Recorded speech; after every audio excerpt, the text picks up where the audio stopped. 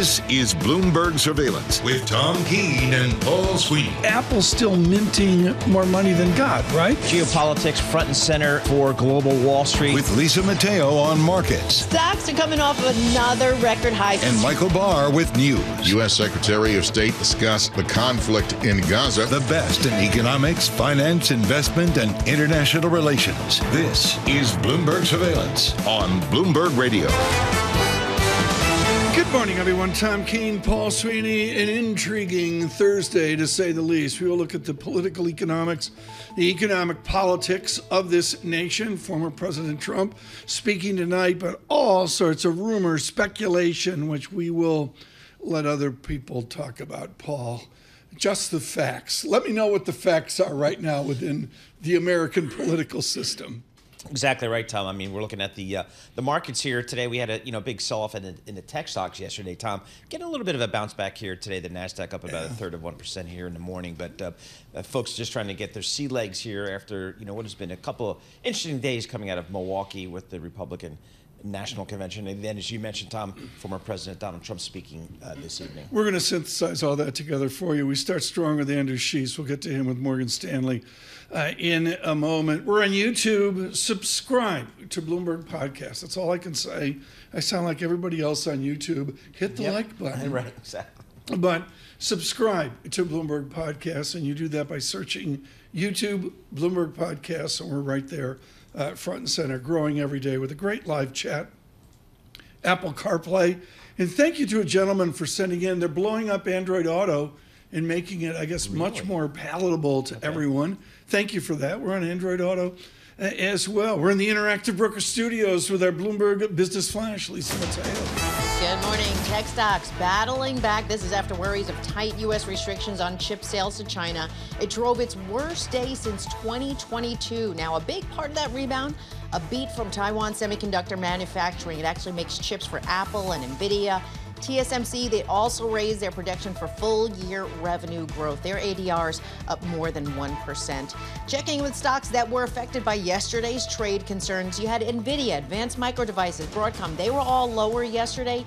Right now, NVIDIA up 2%, AMD up more than 1%, Broadcom up about 0.5%. We head over to NASDAQ futures up 0.3%, 73 points. S&P futures up 0.1% or 7 points. Dow futures down 0.1% or 57 points. The two-year yield 4.46%. That's up 2 basis points, and the yield on the 10-year 4.18%. That's up 2 basis points. On the economic calendar for today, initial jobless claims for last week comes out at 8:30 Wall Street time. That is your Bloomberg Business Flash. Tom and Paul.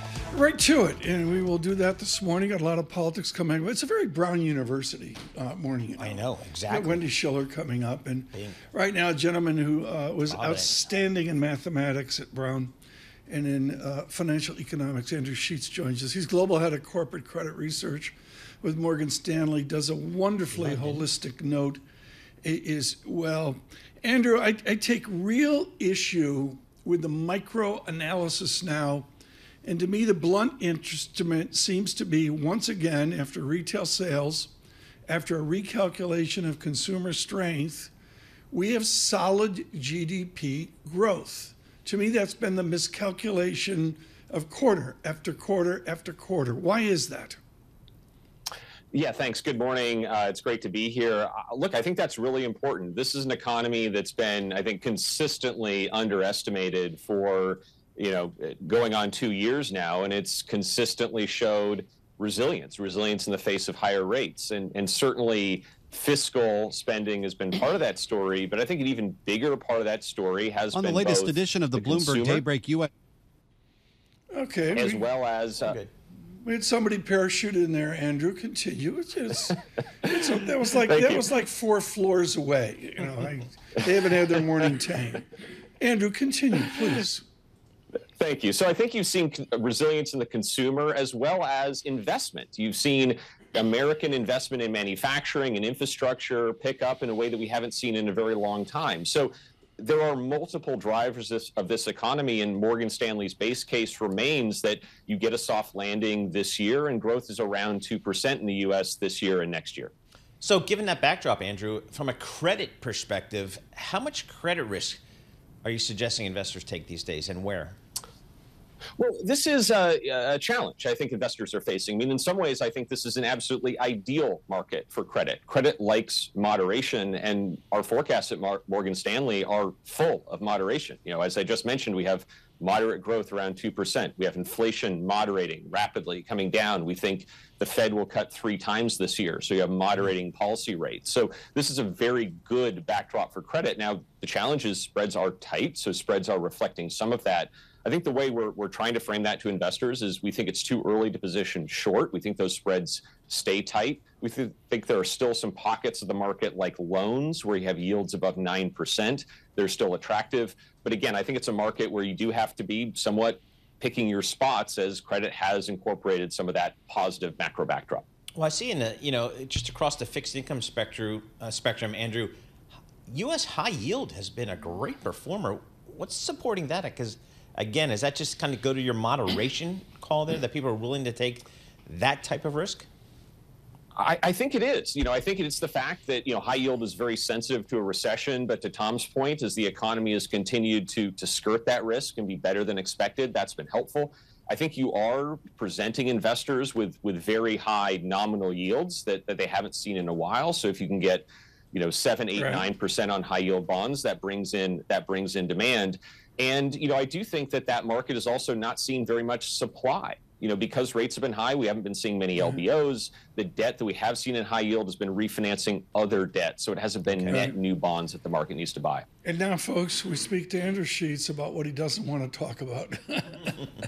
Andrew, the political moment in the United States. I mean, you've been living this knee deep in the British elections. And I read a summary last night of the French elections. And folks, I had to take 2 aspirin. My head hurts so bad. Andrew Sheets, how do you link the political debate into your study of investment and finance? I think it's way overwrought, right? Kriti Gupta, she was on the edge of hysterical. With Nathan. Politics is, do you just ignore it, Andrew Sheets, or is there a use to studying the cacophony of American politics? Well, I think there are a couple of things. One is, I think, a great deal of humility is important here, right? The market often gets both the outcome wrong and also the implications of that outcome wrong. I think it's also the case of the conventional wisdom is often wrong, right? I think there's probably a conventional wisdom in the market that, say, Republicans will be better for the stock market. The data over history is the opposite. The market's done better under Democrats. So I think this is a case where you do, as an analyst, have to try to focus on what you can quantify and also acknowledge uncertainty. And I think in the current setup, and I think we've seen this a lot in the recent market price action, we're getting closer to that election. Markets are rightfully, I think, focusing on the fact that these are candidates with very different policy proposals, very different visions. Yes, both candidates are proposing tariffs, but the scale of those tariffs is very different. Both candidates are proposing budgets with a deficit, but the scale of that deficit could be quite different. And I think that is what we're increasingly seeing the market trying to price. One more question. You have the advantage of Michael Zezas, folks. It's like their own Morgan Stanley cottage industry of Washington analysis. Andrew Sheets, when you read Zezas in your own interpretation, should our listeners, our viewers, be concerned about the debt and the deficit? So we think that the debt and deficits are issues that over the long run are issues that the U.S. is going to need to address, but we're not by any means in the camp that it's going to be an acute issue over the next 12 months. In fact, we're forecasting yields moving lower in the U.S. over the next 12 months. And again, some of this does depend on future fiscal action, which we don't know. We don't know the outcome of the election. But I think on current projections, it's something that over the long run we need to monitor. Over the short run, we're still forecasting yields lower despite that deficit. Andrew Sheets, thank you so much. With Morgan Stanley, London. Out on YouTube, I teared up here. Did you? Could tell really? I was choking up. It wasn't. Andrew, John, thank you. Paul Sweeney and gang, you are increasingly the most important insight I get on U.S. markets during the midday here in London. There you go. I mean, Michael Barr, that alone is a road trip to London, isn't it? It is. Exactly. I thought you were crying because I walked in, but that's another story. It is. Well, there's that too. But I could see the four of us. All right, we'll book the suite at the Ned. We'll be fine. Yeah, you know. Okay. A lot of comments yesterday in the aftershave. We'll cover that in the 8 o'clock hour with our news in New York City. Michael Barr. Thank you very much, Tom, Paul, Lisa. JD Vance used his address to the Republican National Convention to share the story of his tough upbringing and make the case that his party is the best to understand the challenges facing struggling Americans. Vance says he wants to help Donald Trump take back the White House in November. A leader who rejects Joe Biden and Kamala Harris's Green New scam and fights to bring back our great American factories. We need President Donald J. Trump. In his first primetime speech since becoming the GOP nominee for vice president, the 39-year-old Ohio senator spoke of growing up poor, his mother addicted to drugs, his father absent, and how he later joined the military and went on to the highest levels of U.S. politics. Former President Trump will speak tonight to close out the convention. Democrats worried about President Joe Biden's ability to win this November are making a renewed push for him to reconsider his re-election bid. And that includes a reportedly frank talk privately with Senate Majority Leader Chuck Schumer. Meanwhile, Biden is off the campaign trail. He was supposed to speak yesterday in Las Vegas to a Latino civil rights and advocacy group. Unidos U.S. organization president Janet Regia took the stage to make an announcement. I was just on the phone with President Biden, and he shared his deep disappointment at not being able to join us this afternoon. The president has been at many events, as we all know, and he just tested positive for COVID. Biden is isolating in Delaware, the White House describing his symptoms as mild. In round one of the Open in Scotland, American Chris Kirk is in a five-way tie for the lead at 2 under. Global news 24 hours a day and whenever you want it with the Bloomberg News Now. I'm Michael Barr. This is Bloomberg. Tom, Paul, Lisa. Michael Barr, thank you. And thank you for all the news coverage, Michael Barr, since a difficult Saturday that we had. Seems ages ago with the assassination attempt. The way this was invented, folks, and Matt Winkler joined us a few days ago. When he founded Bloomberg News, he sat down and said, look, we have independence from obviously all that Bloomberg's doing in the terminal and, you know, the Bloomberg professional service. But we're really going to try to avoid speculation and rumor. Paul, can you explain how we get to Friday? Yeah, exactly. We'll see how it goes here. I mean, the news flow, again, coming out of Milwaukee, it looks like the Republican Party has got some certain momentum. You tend to see that around conventions, but that's certainly the case here with the Republican Party. And then on the Democratic side, we'll see how this develops. I mean, you know, the reporting I'm reading coming off of the Bloomberg terminal is, you know, the next several days will, again, be pretty important for the Democrats as they figure out where to go. Well, it's going to well said, and I tell you, folks, it's really going to be something. The news flow overnight, just since 9 p.m. last night, as Michael Barr played that poignant video on the president's COVID. Nobody likes COVID at 81. I don't think. No. I mean, Barr he had it at 41, so you know it was a lot. But you know, the basic idea here, folks, is the news flow this morning as you wake up across this nation and around the world is absolutely extraordinary. We'll bring you the best conversation we can. We're efforting Greg Valliere right now, his most blistering note in his career. That's my opinion. We'll see if we can get Mr. Valliere on the President of the United States. But we'll continue with our coverage from Milwaukee as well. Red and green on the screen from New York City, Bloomberg Surveillance.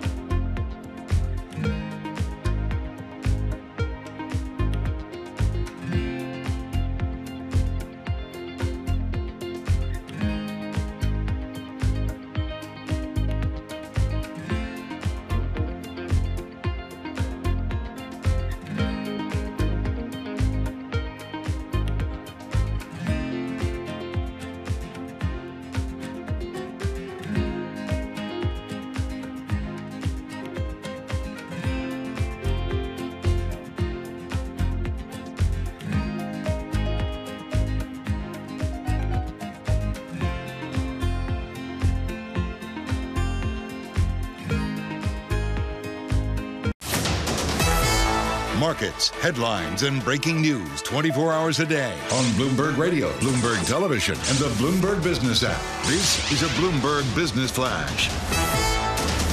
In the Bloomberg Interactive Broker Studio, I'm Lisa Mateo. Tech stocks battling back after this week's slump. The tech-heavy NASDAQ right now, futures up about 0.4%, 78 points. We have S&P futures up 0.1%, 7 points. Dow futures, though, down 0.1%, down 64 points.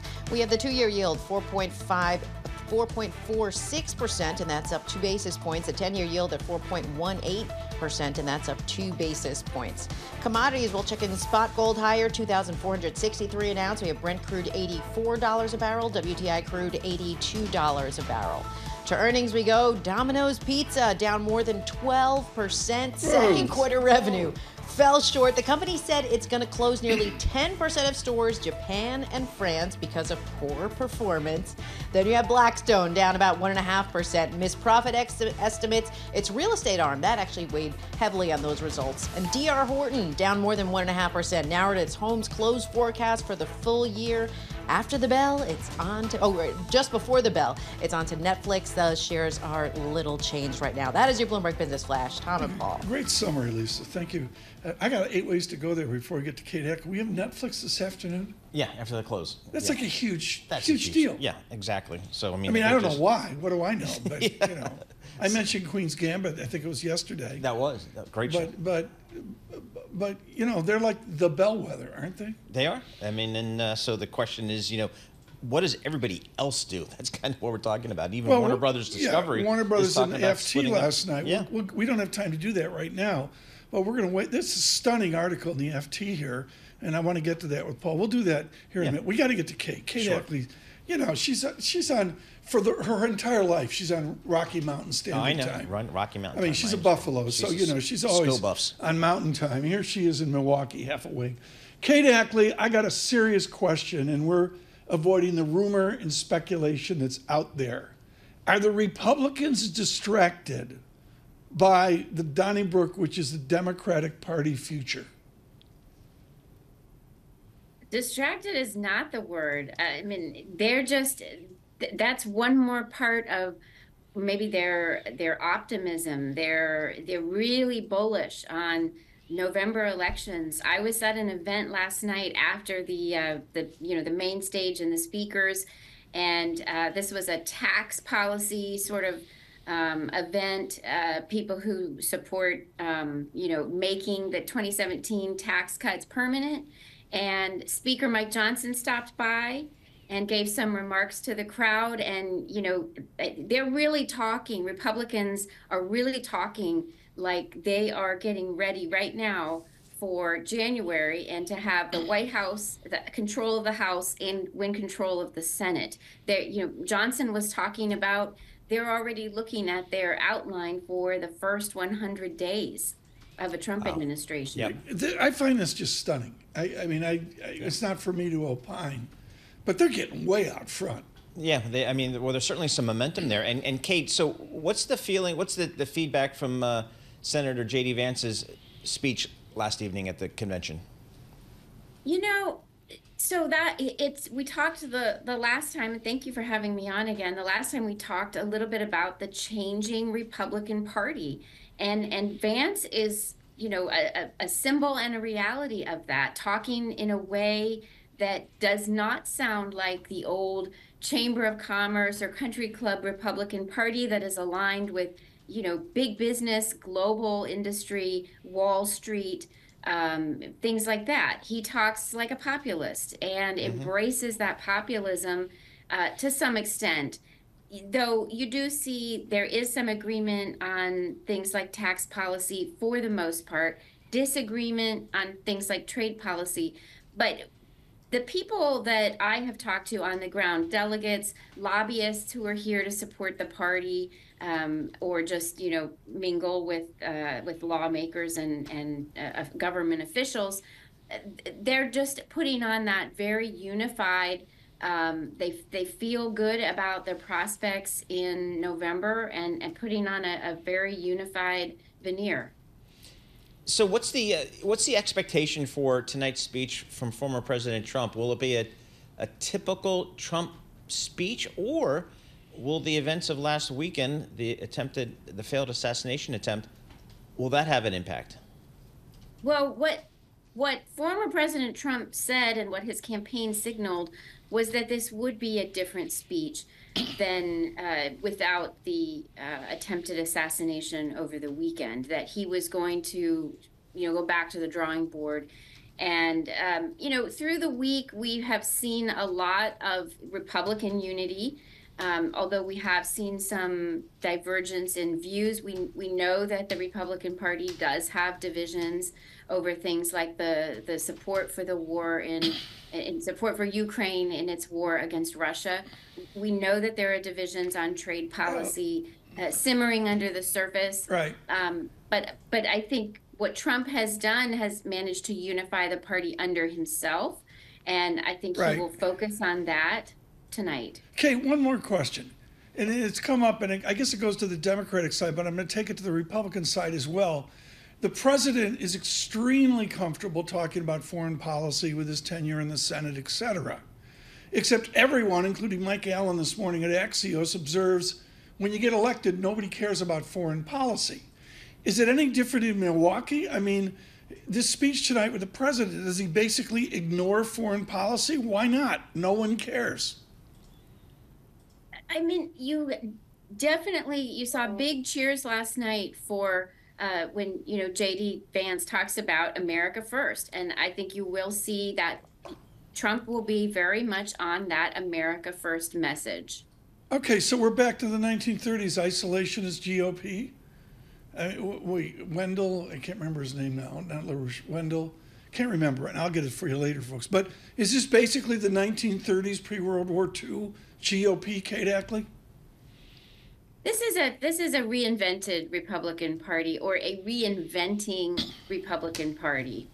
I wouldn't say it goes back, that'd be almost 100 years.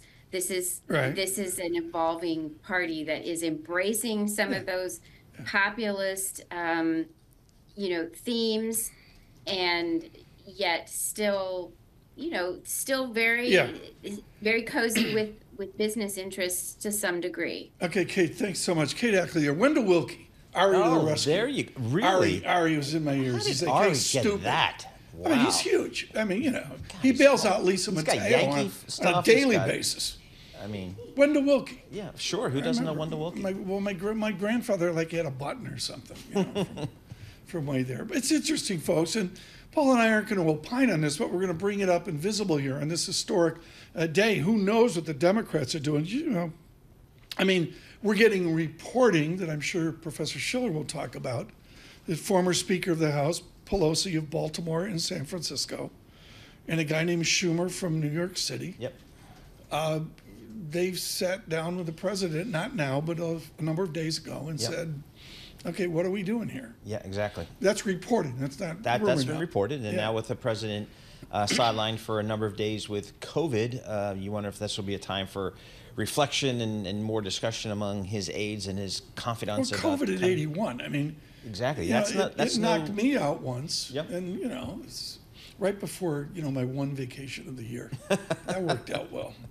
Anyways, thank you to Kate Ackley for the brief there out of Milwaukee. We're going to have a lot of coverage. Joe Matthew, Kaylee Lines leading our coverage. David Gura doing a ton at the Big Take on this. Gura's he's been lights out. He's great. He's... Put him in. You can put David Gura anywhere. He's going to give you great reporting. Well, yeah. And he can pick a good fiddle, too, Tom.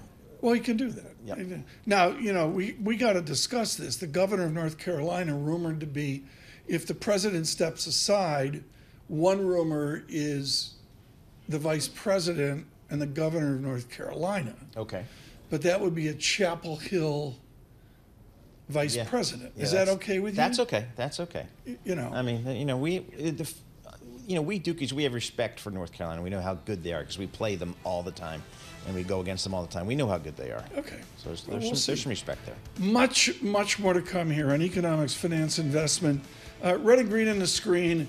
I got strong opinions about this. It's a drawdown. It's a pullback. It's a correction. OMG. From New York City on YouTube, stay with us. Bloomberg Surveillance.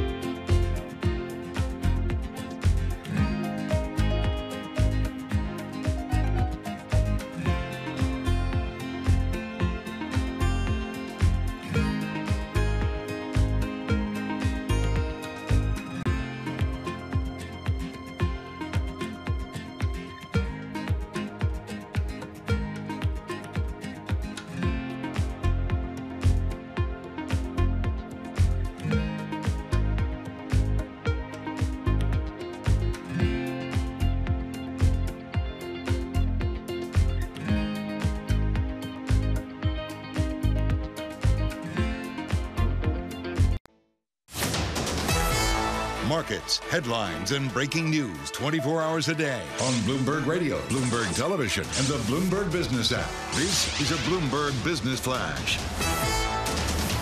From the Bloomberg Interactive Broker Studio, I'm Lisa Mateo. The NASDAQ looks set for a small bounce. This is after a positive earnings update from Taiwan semiconductor manufacturing, and that was thanks to surging chip demand. ADR is right now up about 1%. So we have NASDAQ futures up 0.3%, 67 points. S&P futures up 0.1%, 5 points. We have Dow futures down 0.1% or 74 points.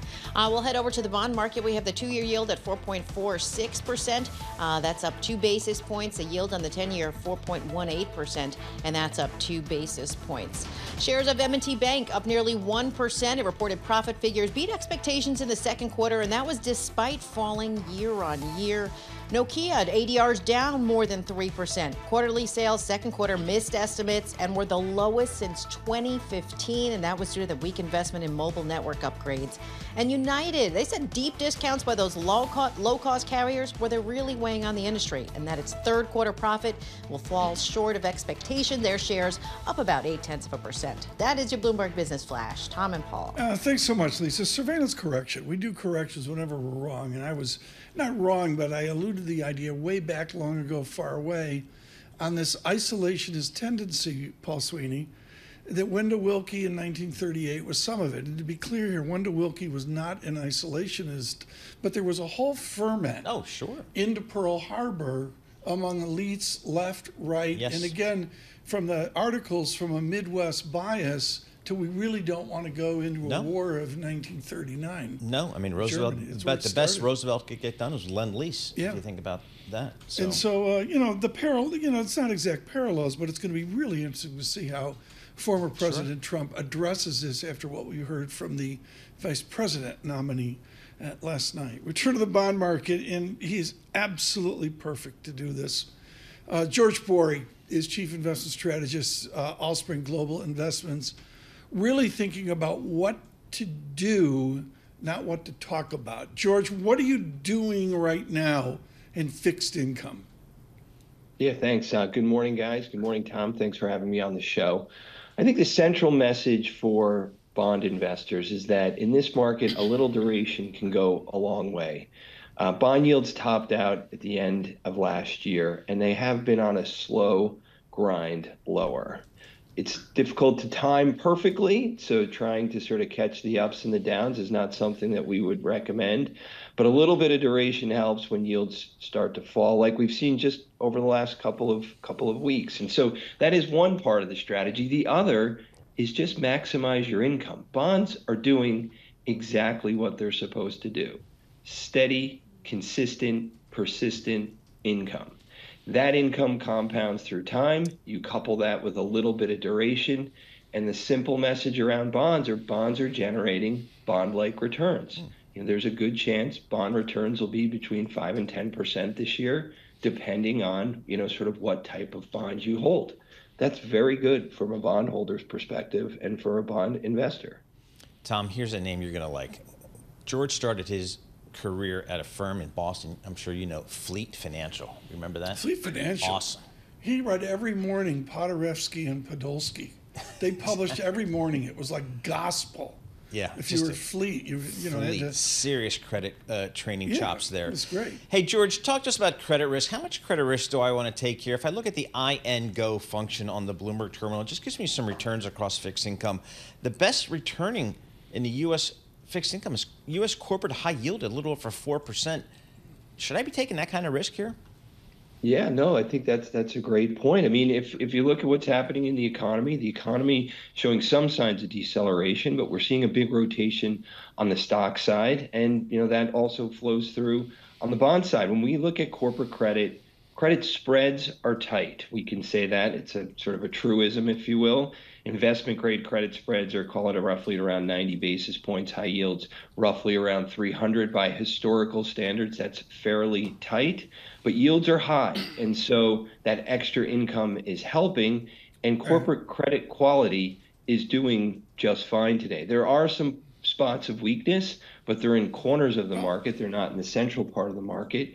And when we look at, say, the high yield market more broadly, you're talking about companies that are effectively mature, they're cash cows, and they're basically going to draft the broader economy. So with the economy doing okay, we see solid cash flows, relatively low credit risk, and it's that extra income that you get in high yield that's helping drive those returns that I mentioned before. So are you advocating a laddered approach or a barbell approach that goes short like Paul Sweeney and go long out there 20, 30 years? Yeah, that's a great question, Tom. Sort of the barbell strategy works for income at the front end of the curve and a little bit of duration at the long end of the curve. We want to maximize our income at the front end of the curve. So shorter duration, high yield can actually be quite accretive to a portfolio, given that yields in certain segments of that market are in 6, 7, 7.5% yields. But that little bit of duration further out the curve, it's your hedge against downside risk. And it's a way to capture kind of what's happening with monetary policy as the Fed, has pivoted and is likely to cut rates in the latter part of this year, and bringing yields down, is a way to capture that extra capital gain as yields come down. And so we do like that sort of barbelly type of approach. I don't know if that's really a word, but we would call it's a little more nuanced. We want the income at the front end with a little bit of duration further out the curve. How about mortgage-backed securities? A lot of folks are saying that's where some opportunities might be. How do you think about the mortgage-backed security market?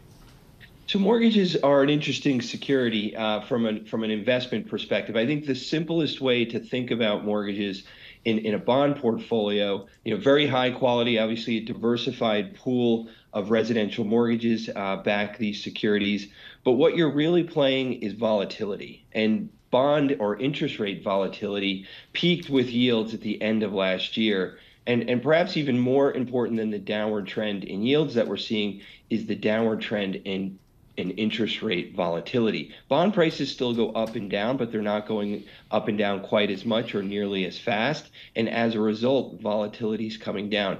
Mortgages are a nice way to play the decline in volatility. So we like mortgage-backed securities. We have them in a variety of our strategies, particularly in the multi-sector strategies. Right. They're high quality in nature. There's a little bit of extra income from spread, but as vol comes down, we would expect those mortgages to really outperform the rest of the bond market. If we get an Ian Lingen market at BMO Capital and we get the 10-year nominal to come in, let's say even the real yield breaks down, it hasn't yet, and let's say we get the mortgage, the 30-year mortgage comes down, George, or Sweeney's refinancing.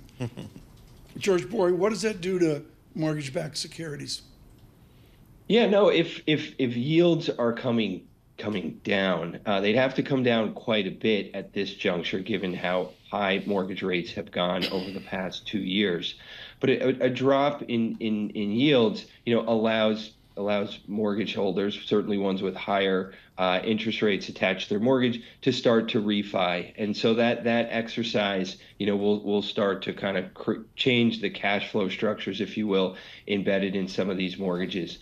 That is an opportunity. Higher coupon mortgages, for the most part, look reasonably attractive because there's the chance of refinancing, but it's not a huge chance, and it's certainly not a huge part of the market at this point. So there are a lot of very interesting technical dynamics that allow a mortgage investor to sort of monetize the change in volatility, the change in the prepayment rates that ultimately kind of flow through in a mortgage security, and to really capture what are very kind of, at this juncture, fairly steady cash flows that are accretive to a bond portfolio. Thanks so much. George Bory with us with an update there from Allspring today. And a basic idea, Paul, which I think particularly for younger people have never seen this. You can actually get a coupon. Yeah, I know.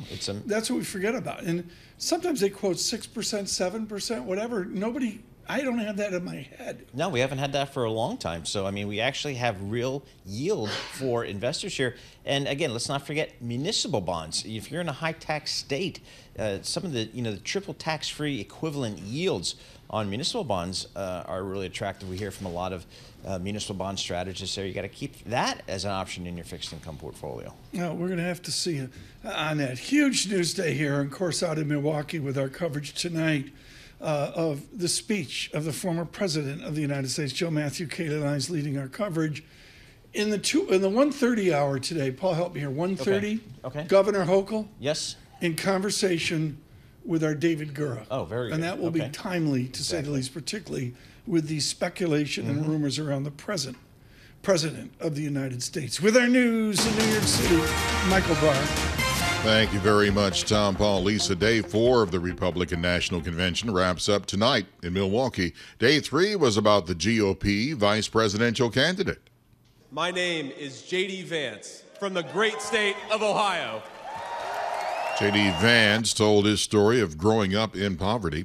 Former President Donald Trump will wrap up the convention with a speech tonight. Democrats worried about President Joe Biden's ability to win this November are making a renewed push for him to reconsider his reelection bid. ABC News reports Senate Majority Leader Chuck Schumer told him Saturday it would be best to drop out. Meanwhile, Biden is off the campaign trail after testing positive for COVID.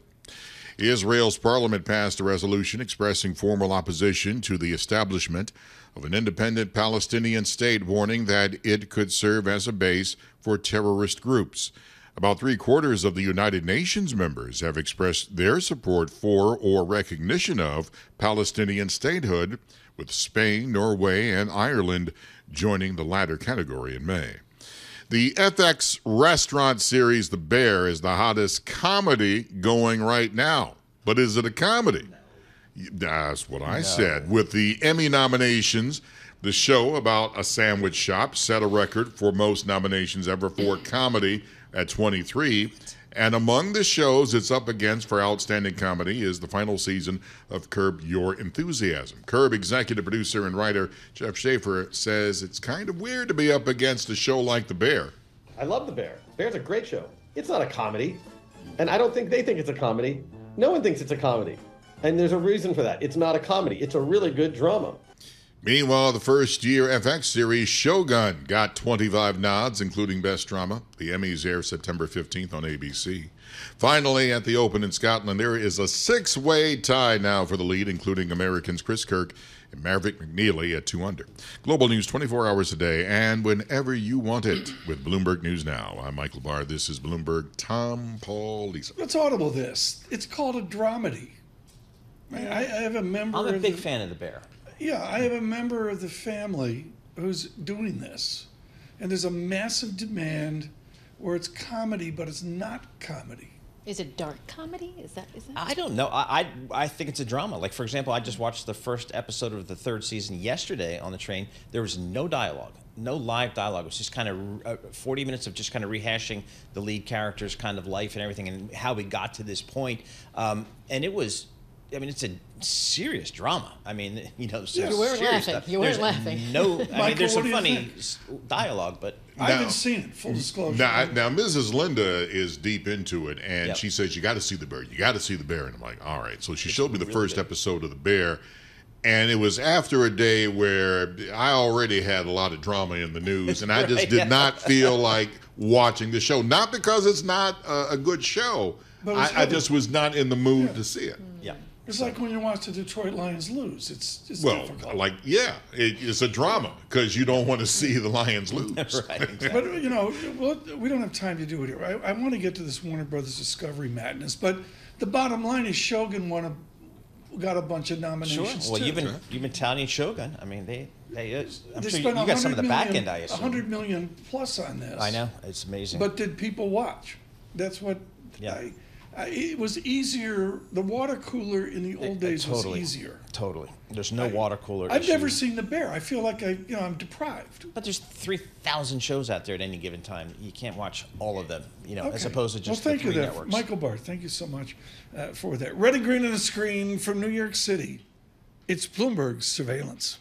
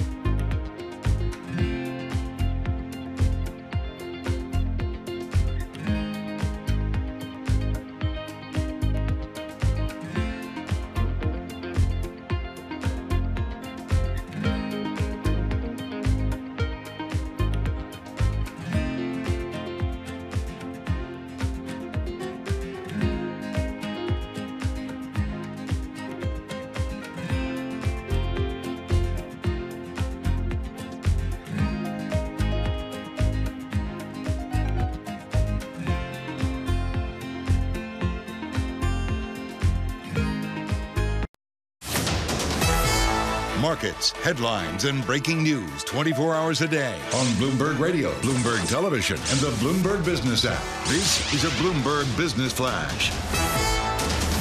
Bloomberg Interactive Broker Studio. I'm Lisa Mateo. We've got red and green on the screen. NASDAQ futures up 0.4%, 85 points. S&P futures up 0.1%, 8 points. Dow futures down 0.1%, or 57 points. The two-year yield, 4.46%. That's up 2 basis points. The yield on the 10-year, 4.18%, and that's up 2 basis points. We head over to currencies. The dollar stronger. Japanese yen weaker at 156.51 against a dollar. The euro weaker. British pound weaker. We have Bitcoin up about 0.2% at 64,709.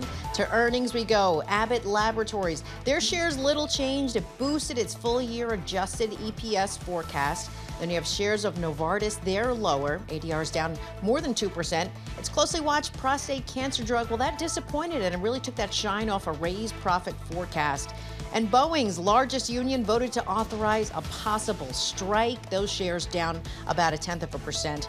And finally, Bud Light falling flat. It dropped to the number 3 spot. U.S. beer sales behind Constellation brands Modelo Especial and also Michelob Ultra.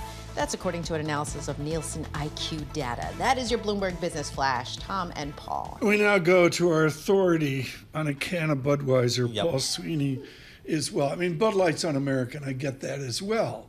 But is anybody buying beer anymore? I don't know. I mean, I think it's kind of a flattish category from what I can tell. Yeah. So I mean, there's so many options out there. Tom, the kids are drinking. What are they drinking? The seltzer. The seltzer stuff, all that stuff. But you know what's come? The light beers, like Modelo has Oro.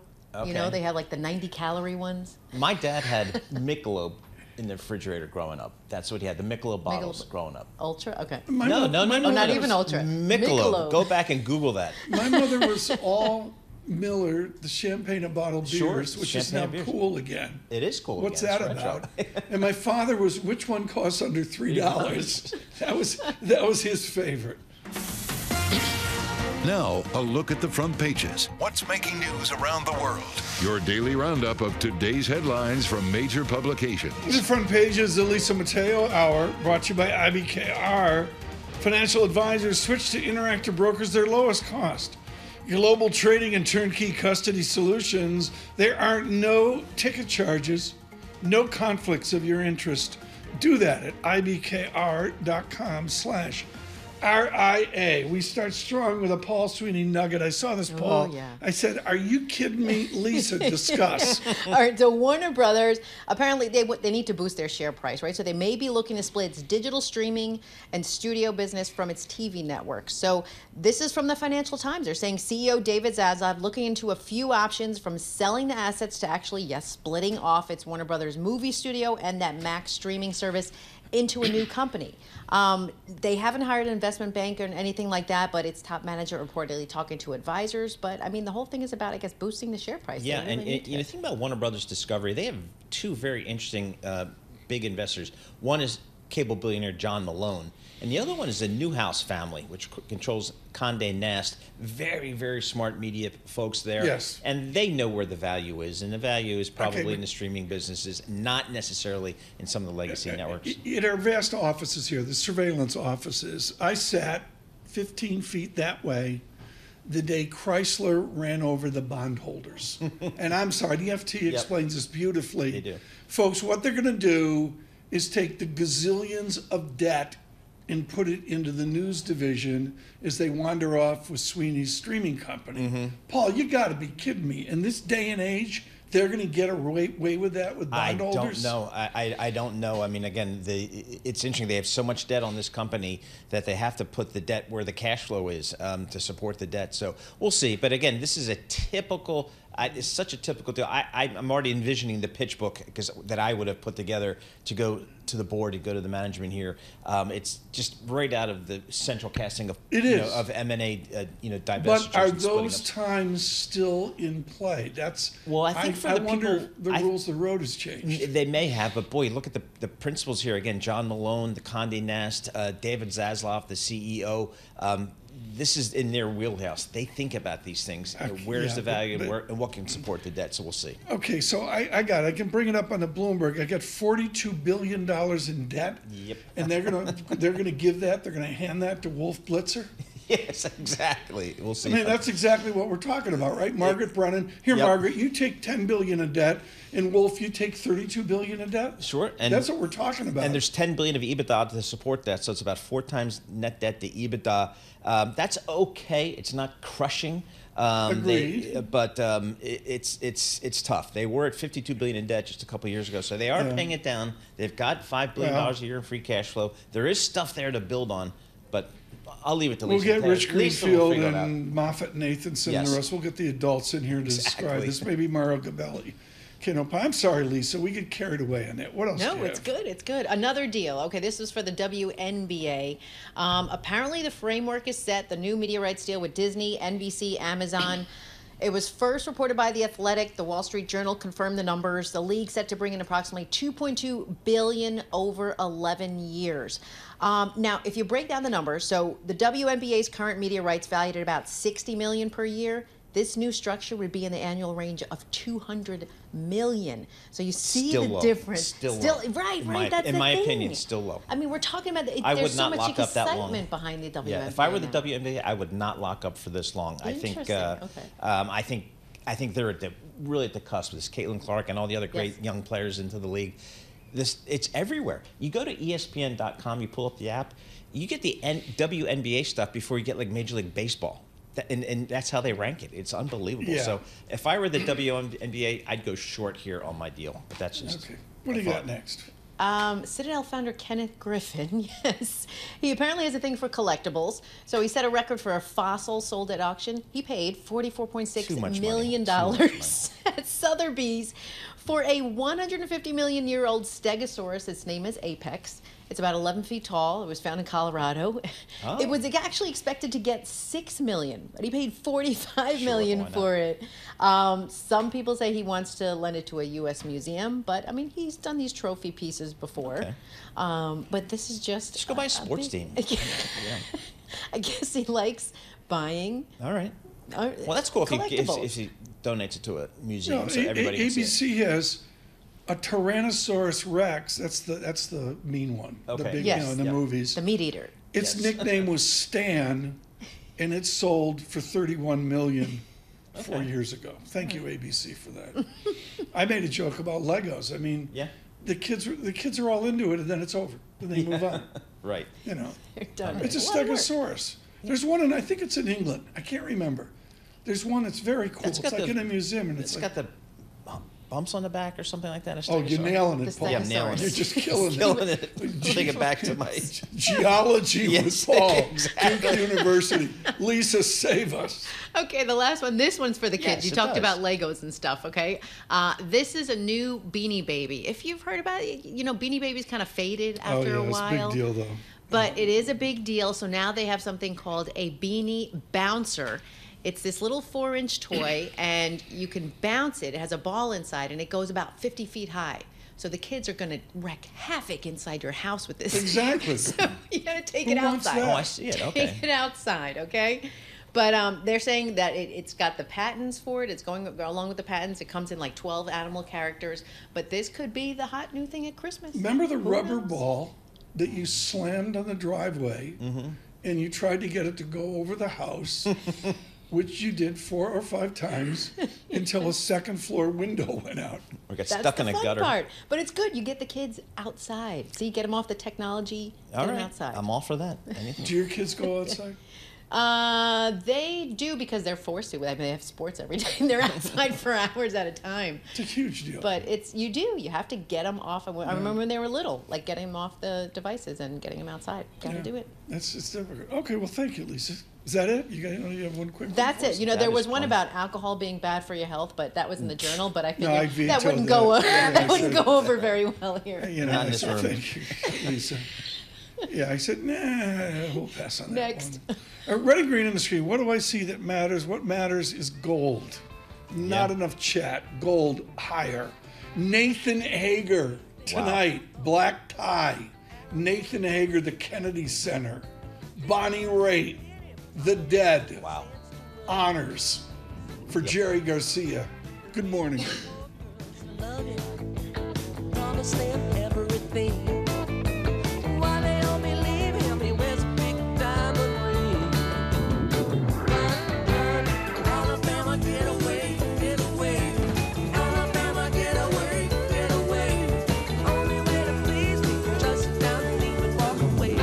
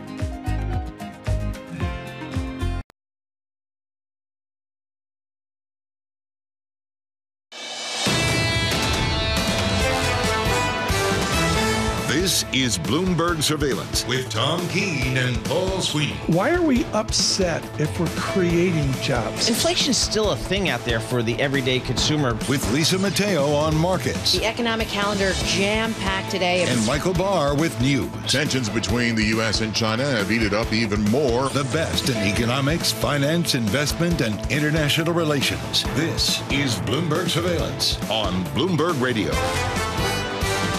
Good morning, everyone. Paul Sweeney, Tom Keene, Michael Barr, Lisa Mateo. 2 days in a row. I know. Lisa Mateo. Big. I mean, she's like. I mean, you know, here. she's at the beach. She's in Hollywood. We don't know where she is. We don't know where she is. She's here, which is good. Good. Surveillance brain freeze correction. How about the rain last night? Yeah. Tornadoes near Rochester. Yep. Canandaigua. You didn't think I could pronounce that. Nope. You No, know. we had some, in the swamps of Jersey, we had some serious Yeah. rain. Boy, I'll tell you that. We had both dogs sleeping on top of us. I mean, they were not happy. Brain freeze. I mentioned earlier Margaret Brennan with Warner Brothers Discovery. I apologize. Thank you, Jonathan, for catching that. With Paramount. Of course. I can't keep track. Yep. CBS. I know. I can't keep track Well, of they're that. all in play. Who knows what's They all going have on. cash flow is the Yes. bottom line Yep. to pay for the bond deals. What we have is Jim Bianco. We're going to get right to it because this is a really, really important conversation. You know I hate the Fed speak, except Jim Bianco's really, really interesting right now on the Fed speak. From our Interactive Broker Studios, Bloomberg Business Flash, El Mateo. You got it. Tech stocks, they are battling back. Worries that the tight U.S. restriction on chip sales to China, that actually drove its worst day since 2022. A big part of that rebound, though, this morning, a beat from Taiwan semiconductor manufacturing. That actually makes chips for Apple, NVIDIA, TSMC. They raised its projections for the full year revenue growth as well. ADRs, they're up more than 1%. So what I want to do is check in with chip stocks that were affected by yesterday's trade concerns. You had places like companies like NVIDIA. They were down yesterday, now up 2%. Broadcom up nearly 1%. The only difference here is Advanced Micro Devices, still down. They're down more than 10%. We have NASDAQ futures up 0.4%, 84 points. S&P futures up 0.1%, 9 points. We have Dow futures down 0.1%, or 46 points. The two-year yield, 4.46%. That's up 2 basis points. The yield on the 10-year, 4.18%, and that's up 2 basis points. On the economic calendar for today, initial jobless claims for last week. That comes out just about a half hour from now. That is your Bloomberg Business Flash. Tom and Paul. Lisa Mateo, thank you so much. You know, folks, I'm not big on the parlor game. I really don't care about 4 rate cuts, 8 rate cuts, bada bee, bada blah. But what I do know is it's a lonely crew saying the consensus is wrong. I'm going to put Lindsay Piegza at Stiefel in that group, and the leadership of Jim Bianco has been profound. He absolutely nailed the challenge of the last mile of disinflation. He joins us now from his Chicago. Jim, your note is just piercing. You don't see a Fed cutting soon. Discuss. Yes, I don't think the Fed should be cutting soon because I don't think that the economic data is supporting a Fed rate cut. And that is that the slowing that you've seen in the U.S. economy might have already bottomed. It is growing at somewhere at around 2.5% for the second quarter. That's fine. And I think that the inflation rate, while it's come down, has largely been in a 3 to 4% range for the last year and a half. It's back to 3%, the lower end of the range. And to use a fancy term, there's some residual seasonality in the data, meaning that you get all the weak inflation data in the summer. And that's what got you down to 3%. And then as we move into the fall, I think it stiffens up a little bit. So the Fed shouldn't cut. But it looks like they're intent on cutting. So okay, but Jim, your note is inflammatory. I mean, it's really something. You've got, for the sake of discussion, and our star's set, and we're not talking 2.x%. We're not talking Richard Clarida. We're talking a Jim Bianco 3 or 4, and you even print the number 5. Is America ready for a 3%, 4% R-starred? America's ready for it because the economy can handle it. The financial markets can handle it. It's the economic community that's not ready for it right now. If you look at the current level of interest rates and you listen to Fed speak, they talk about it being highly restrictive. It might be retarding the economic growth. And again, look at the stock market. Look at the rally in small cap stocks when we started pricing in September in the last week or so. And the data is just not there. But the economists still cling to this, that the neutral funds rate, which is what R-star is 2.5%. And put this in terms, the Fed thinks they need to cut 10 times to get to neutral. That's why they want to get started. They got a lot of work to do. The market is probably telling them, no, you probably need only about 4 or 5 cuts to get to neutral. There really isn't any hurry. But if you're going to give me stimulative interest rates by lowering them, then I'm going to pile into small cap stocks, and that's what we've seen in the last week. And Paul, on YouTube live chat, they nail it. It's a Sweeney live chat. 6% cash. Yeah. I mean, that's maybe what Jim's talking about. What's wrong with that? Hey, Jim, we have seen that rotation into small caps. What do you make of that? Because, I mean, what I'm hearing from some of the strategists is that's a rotation like we've never seen before. Oh, yeah, I agree. I mean, I've looked at the statistics, and it is unprecedented depending on how you look at it. And usually when you get a massive rotation in the small cap stocks in the past, it's because the market is literally collapsing and big cap stocks are going down faster than small cap stocks. This one is everything's going up, except for yesterday, and small cap stocks are going up a lot more. But I really think what it is that this is such a macro dependent market, and that negative 0.1 on CPI, the bell went off. That's it. The Fed's going to give us cheaper money. Let's go to all of the lagging companies, and let's go to all the companies that have borrowed more, and that would be in the small cap space, or have losses in the small cap space, and that cheaper money will benefit them. So everybody started to exit large cap and ran into small cap to a degree we've never seen before. So there is no historical precedent for what this means. Like, what does this mean a month or 2 months later? Because we've never seen it, especially in a rally. So this is an election year, Jim. How does that impact the Fed really at the end of the day? Well, it should, and it has in the past. And to be very nuanced about it, the Fed has never changed direction between Memorial Day and Election Day. Changed direction. If they were hiking, they continue to hike. Cutting, continue to cut. Hold, they continue to hold. They're talking about changing directions in September by cutting rates. That is unusual, and the fear is that interjects themselves into the political debate because Donald Trump won't be happy. He'll say that Jay Powell's trying to rig the election against him, and then the Fed would prefer that their name not get mentioned between now and Election Day, and so they shouldn't be part of it. Now, what does it mean for markets? At a macro level, stocks, bonds, the dollar, I don't think you could really see the machinations in the election there. But when you go further down the line, if you look at maybe the meme stock of Donald DJT, Trump media, that one goes up and down. Tesla seems to be another stock because Elon Musk is so tied himself with Donald Trump. If you look at maybe the prison stocks or the body armor stocks, because there's going to be more spending on police and protection, those kind of things are moving, but not at the higher levels. Are you really seeing this election impacting the market? Jim, what's the stock market do here? I mean, away from the economics and all, do you have an SPX or Dow Jones faith out 12 months? Well, the stock market, I think, is going to really take its cues from interest rates. It bottomed in September of 2022, and it's been rallying. And there's only been 2 times when it didn't rally. A 10% correction between June and October of last year, and March and April this year, a 6% correction. What existed during both those corrections? The 10-year yield above 4.5%. When the 10-year yield gets above 4.5%, the stock market seems to struggle. We're at 4.18 right now, so we're not above 4.5%.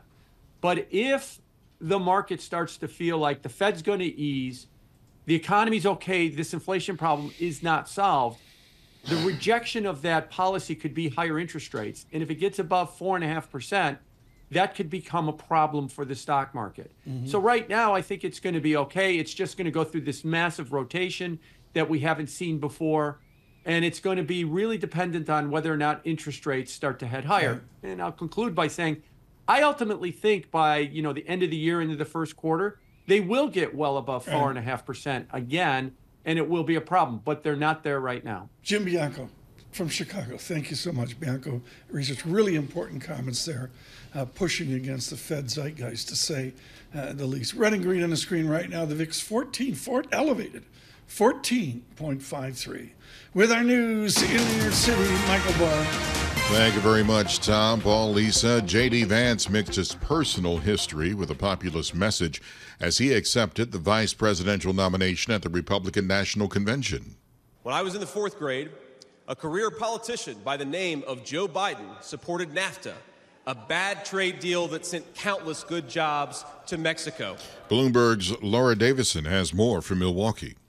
He and Donald Trump, he said, would not cater to Wall Street and instead focus on the working man. He, unspooled his personal history throughout the course of this speech. And Vance is only 39 years old, and he referenced the financial crisis, and he blamed what he called, quote, Wall Street barons for, the housing affordability crisis we have today of, the market crashing and then, builders being put out of work and then there being low supply. And he kind of creates this through line, also blaming illegal immigration for there being too much demand for housing. Bloomberg's Laura Davison. Tonight, former President Trump will close out the convention with his address. Just as President Biden was doubling down on offering some messaging of his own to counter the Republican National Convention, Biden was diagnosed with COVID-19. This new pause from the campaign trail comes as new, more powerful voices from within the Democratic Party say he should leave the race altogether. The president's doctors said in a statement that he has mild symptoms. Dr. Celine Gounder, editor-at-large for public health at KFF Health News, has more on President Biden's COVID diagnosis. Older people, even those who have been vaccinated and boosted, are at increased risk of developing a more severe case of COVID. Dr. Gounder spoke to CBS. The White House says the president returned home from Las Vegas to Delaware and will self-isolate. At round one of the Open in Scotland, American Justin Thomas is at the top of the leaderboard at 3 under. Global news 24 hours a day and whenever you want it with Bloomberg News Now. I'm Michael Barr, and this is Bloomberg. Tom, Paul, Lisa. Michael Barr, thanks so much. Paul, the Jim Bianco comments are really stunning. I mean, that's a lonely call right now, that this is a Fed that's just got it wrong, fighting the last war. Yeah, exactly. And, but then on the other side of the fence, Tom, there are people out there, both in academia and in the public markets, that are saying the Fed's already behind the curve. They should have been cutting already. So you have, two sides of that call there. But again, the market seems to be pricing in, Tom, a pretty decent chance of a Fed cut in September. But as Ira Jersey likes to remind us, there's a lot of data between now and that decision. So I agree with the data. And my number one data point is 3 cups of Sank ago, we were talking about sub 2% GDP, and now we're modeling out ending June 30. Once again, growth is better than expected. Growth is better than expected. The labor market, while weakening, is still strong. And the consumer, we saw from the consumer spending numbers, retail sales just this week, very solid there as well. You watching the British Open this weekend? Absolutely. How do you watch it? I don't even know. Well, I mean, I'm not even, to be honest with you, I don't know where it is, but I'll find it, like a lot of people. But it's just a different type of golf, and it looks different. It's on in the morning? It's on, but they play it all day, all night. When you get these majors, the golf, whatever networks have it, they're like, we're going to watch this. I have the most wonderful memories of Tom Watson. Yes. And that's all I can say. Tom. They love great. Tom. Red green on the screen right now. Please stay with us. Wendy Schiller coming up next. That's important. This is Bloomberg Surveillance.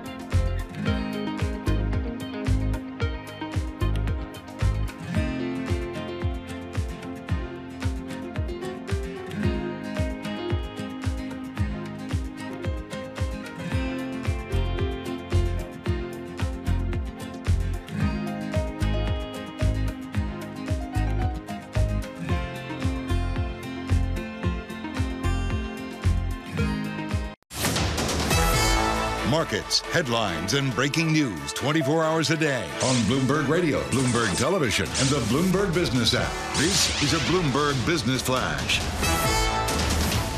From the Bloomberg Interactive Broker Studio, I'm Lisa Mateo. Some news from the ECB. It's leaving its main refinancing rate at 3.75%, at 4.25%. The survey was for 4.25%. So you see that there's no difference there. Moving on right now, I want to check in with the Stock 600. It's up about 0.3%. We have the DAX in Germany up about 0.1%. Over to the CAC in Paris, up about 0.6%. We head over to the U.S. We have the Nasdaq futures up 0.4%, 92 points. We have S&P futures up 0.1%, 8 points. Dow futures down 0.2%, or 82 points. Looking at yields, a 2-year yield 4.46%. Up 2 basis points. The yield on the 10-year 4.18%, and that's up 2 basis points. Heading over to spot gold, higher at $2,467 an ounce. We have Brent crude $84 a barrel, WTI crude at $82 a barrel.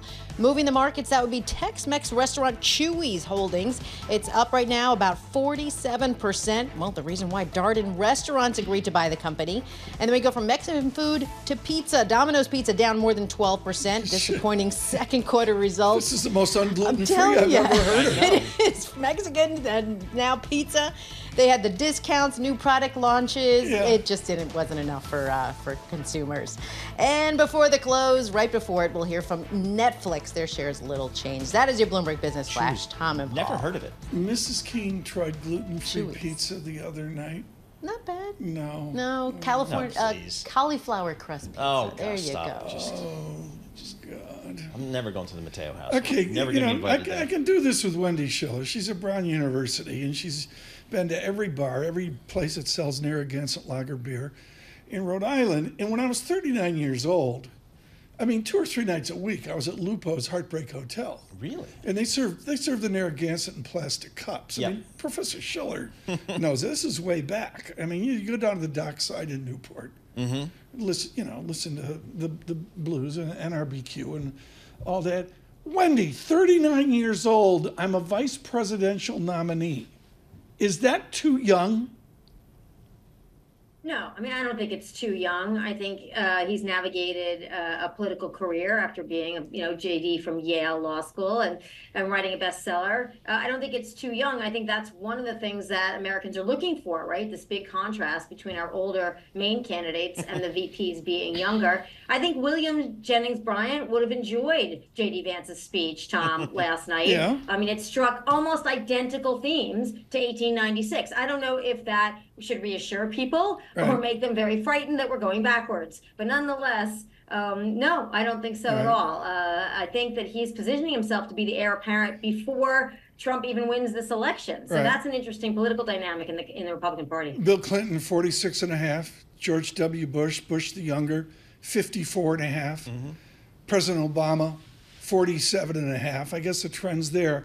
We've been talking this morning, Professor Schiller, about isolationism. What's the character of the Trump-Vance isolationism? Well, Trump has successfully pitched this in 2 ways. One is we get bad deals when we go into multi-nation agreements, particularly NAFTA, which he renegotiated, which, by the way, was triumphed by Newt Gingrich and the Republicans in the House in 1993. So I thought it's amazing that they just pushed this all to the Democrats. It was pretty clever of them. So that's one way, right, is that we just don't get a good deal when we're part of these multi-nation accords, and economically we suffer. The other is in military arrangements, we end up paying most of the bills. And that's what Trump had said in 2016 through his presidency. And he's saying, again, that resonates with a lot of Americans, particularly in a time where they see that they're struggling to pay their bills because of inflation. So it's clever to bring these two issues together, mostly under an economic tent. Wendy, what do we expect to hear from the former president tonight at his speech?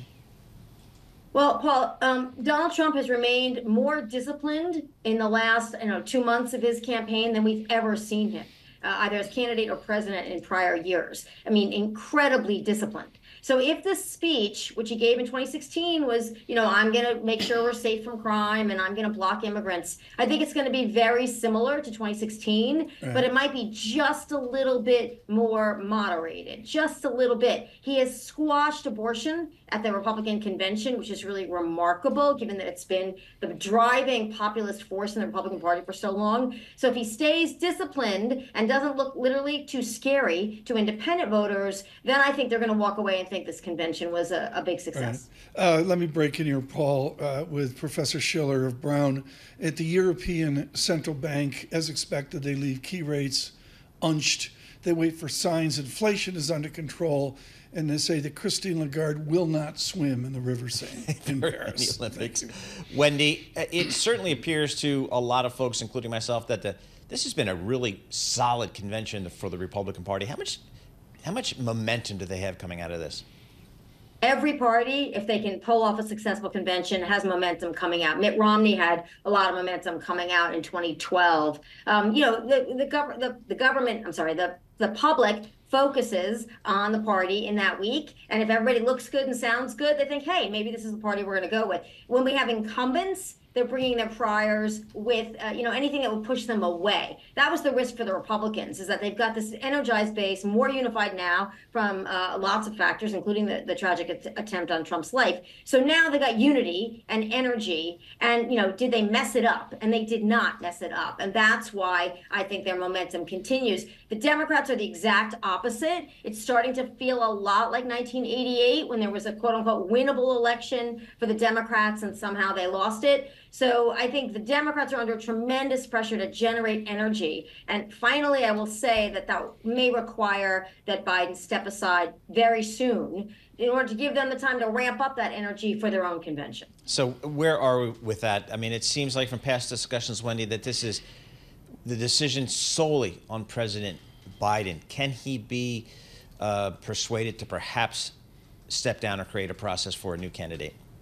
Well, Paul, the biggest difference between 2 weeks ago and now is that, chief donors, not just George Clooney and the New York Times, but, the people who are actually really writing a lot of checks have stopped. Basically freezing the money. They're not giving the money. That's trickling down to Senate and House races as well, and that means the party could completely collapse. So without any money, it just strikes me that Biden doesn't have a lot of choices here. And the question is, will he directly, send his delegates to Kamala Harris or send it to an open convention? Right. And I think he's still waiting to hear about that, Tom. He's still waiting to hear, do you have a choice? Is the party unified around Kamala? If so, then I'll get out. Okay, well, maybe that's polling. How do you envision a quote-unquote open convention? Like from this Sunday forward, what does that look like, Professor Schiller? If you ever imagine a political nightmare, an open Democratic convention in 2024 would be that, because it will expose the fissures and fractures within the Democratic Party between the very progressive left, the progressive, the middle, and they won't be able to agree. They're going to want their person to challenge Trump and try and make arguments about that, all the way from Bernie Sanders, Elizabeth Warren, all the way down to dark horses like Gina Raimondo, Secretary of Commerce, and Gretchen Whitmer might be dragged back into it. Josh Shapiro of Pennsylvania. It will look like the Democrats can't decide and don't know what they're doing, and will only feed into whatever nostalgia Trump voters have for Trump, but also independent voters who want a stable system. And this is the big irony of 2024 now. The Trump and Republicans appear right now to be more stable, less chaotic than Biden and the Democrats. Professor Schiller, thank you. Really appreciate it. Not day after day, but pretty much every other day, every 3 days. Yep. Hugely valuable. At Brown University, typically on international relations, and we're looking at stuff we'd never talked about. Yeah. We never thought about. No, and we thought, Tom, that these conventions were going to be very important to both parties, and certainly for the Republicans, it has shaped up that way. And we'll see how it plays out for the Democrats here, as Professor Schiller was just laying out some of the options. There's a lot of conversations today, and this one's underplayed, and I don't think it should be. She's a governor of New York. She's from Buffalo. In another time and place, David Gura would talk to Kathy Hochul about New York City funding of infrastructure, the congestion tax. Yep. How does David do that today with the absolute nuts news flow within her Democratic Party? Right, within her Democratic Party. And again, talk about rip up the script. Exactly. So we'll see. But David Gura can do that, though. David Gura at 1:30 today with the governor of New York State, Kathy Hochul. From New York City and from Milwaukee, this is Bloomberg Surveillance. Good morning.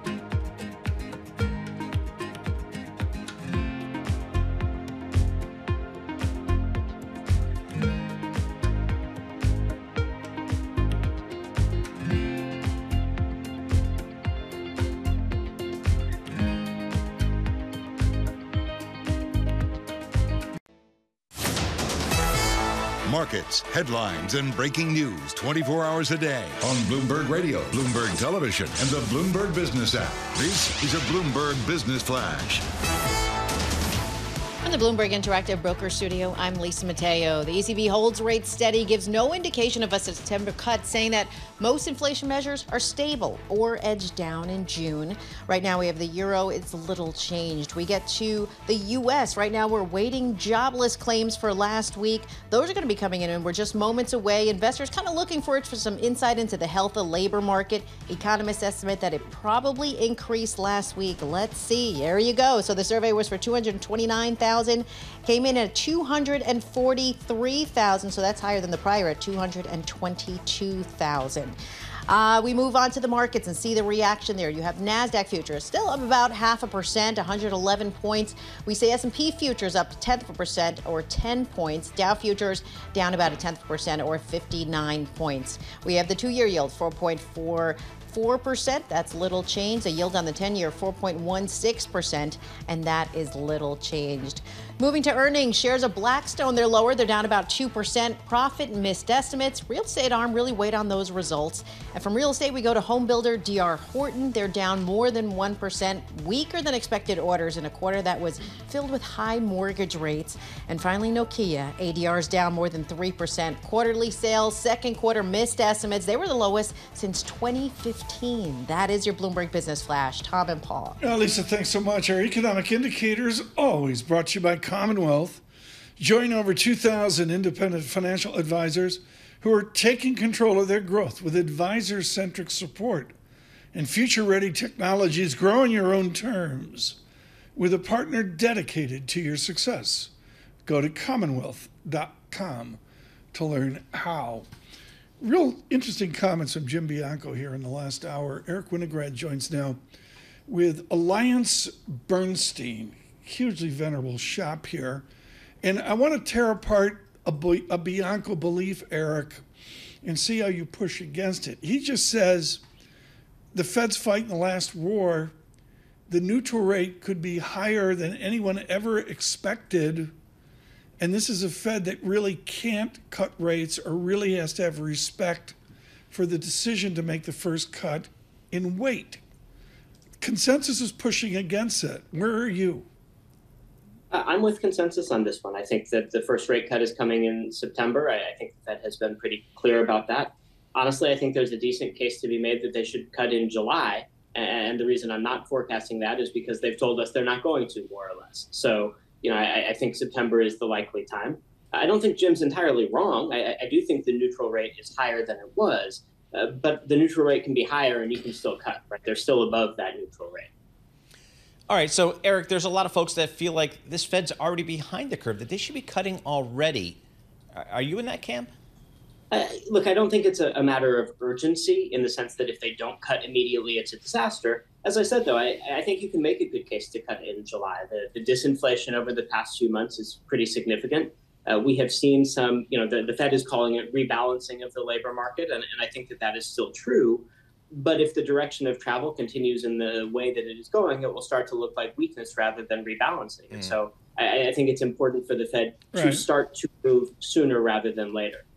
If we have just had an Atlanta GDP now number where there was a belief in a sub 2% growth, and all of a sudden we're reframing out to a positive 2% growth, is that export-import, or is that seen in domestic final sales where the U.S. economy is just flat out doing better than anyone expected? Well, so look, domestic final sales are the thing that I think is most important. This is still an economy that is 2/3 household consumption driven.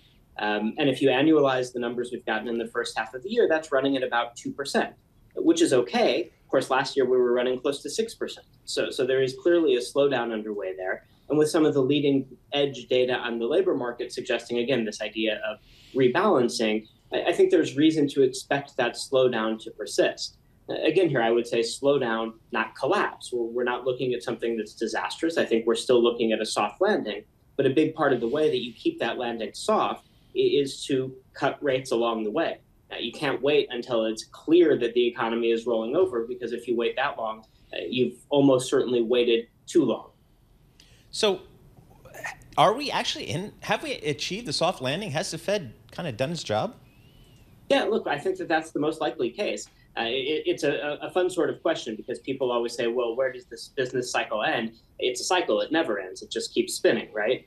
To me, once the Fed starts to cut, the previous cycle will have ended and we will have started a new one. And I think the best available evidence is that cycle has had a soft landing.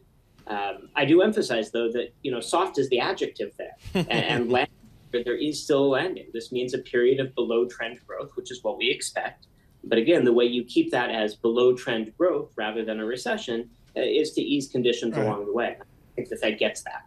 Is there a polarity, Eric, in the economy where even if we at some point slow down, the haves continue to do better and the stock market continues to do better?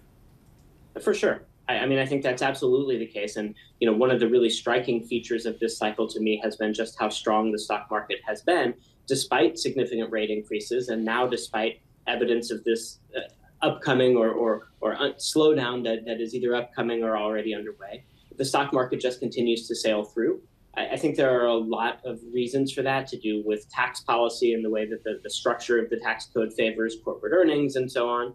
But it is truly a remarkable phenomenon, and one that I think has exacerbated sort of the inequality and the populist nature of the inequality that defines the economy, and the populism that sort of stems from that.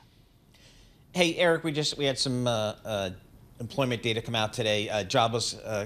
Initial jobless claims came in a little bit higher than expected, 243,000, but generally kind of in line with what we've seen over the past 6 to 12 months or so. What's your view of the labor market here? Where are we?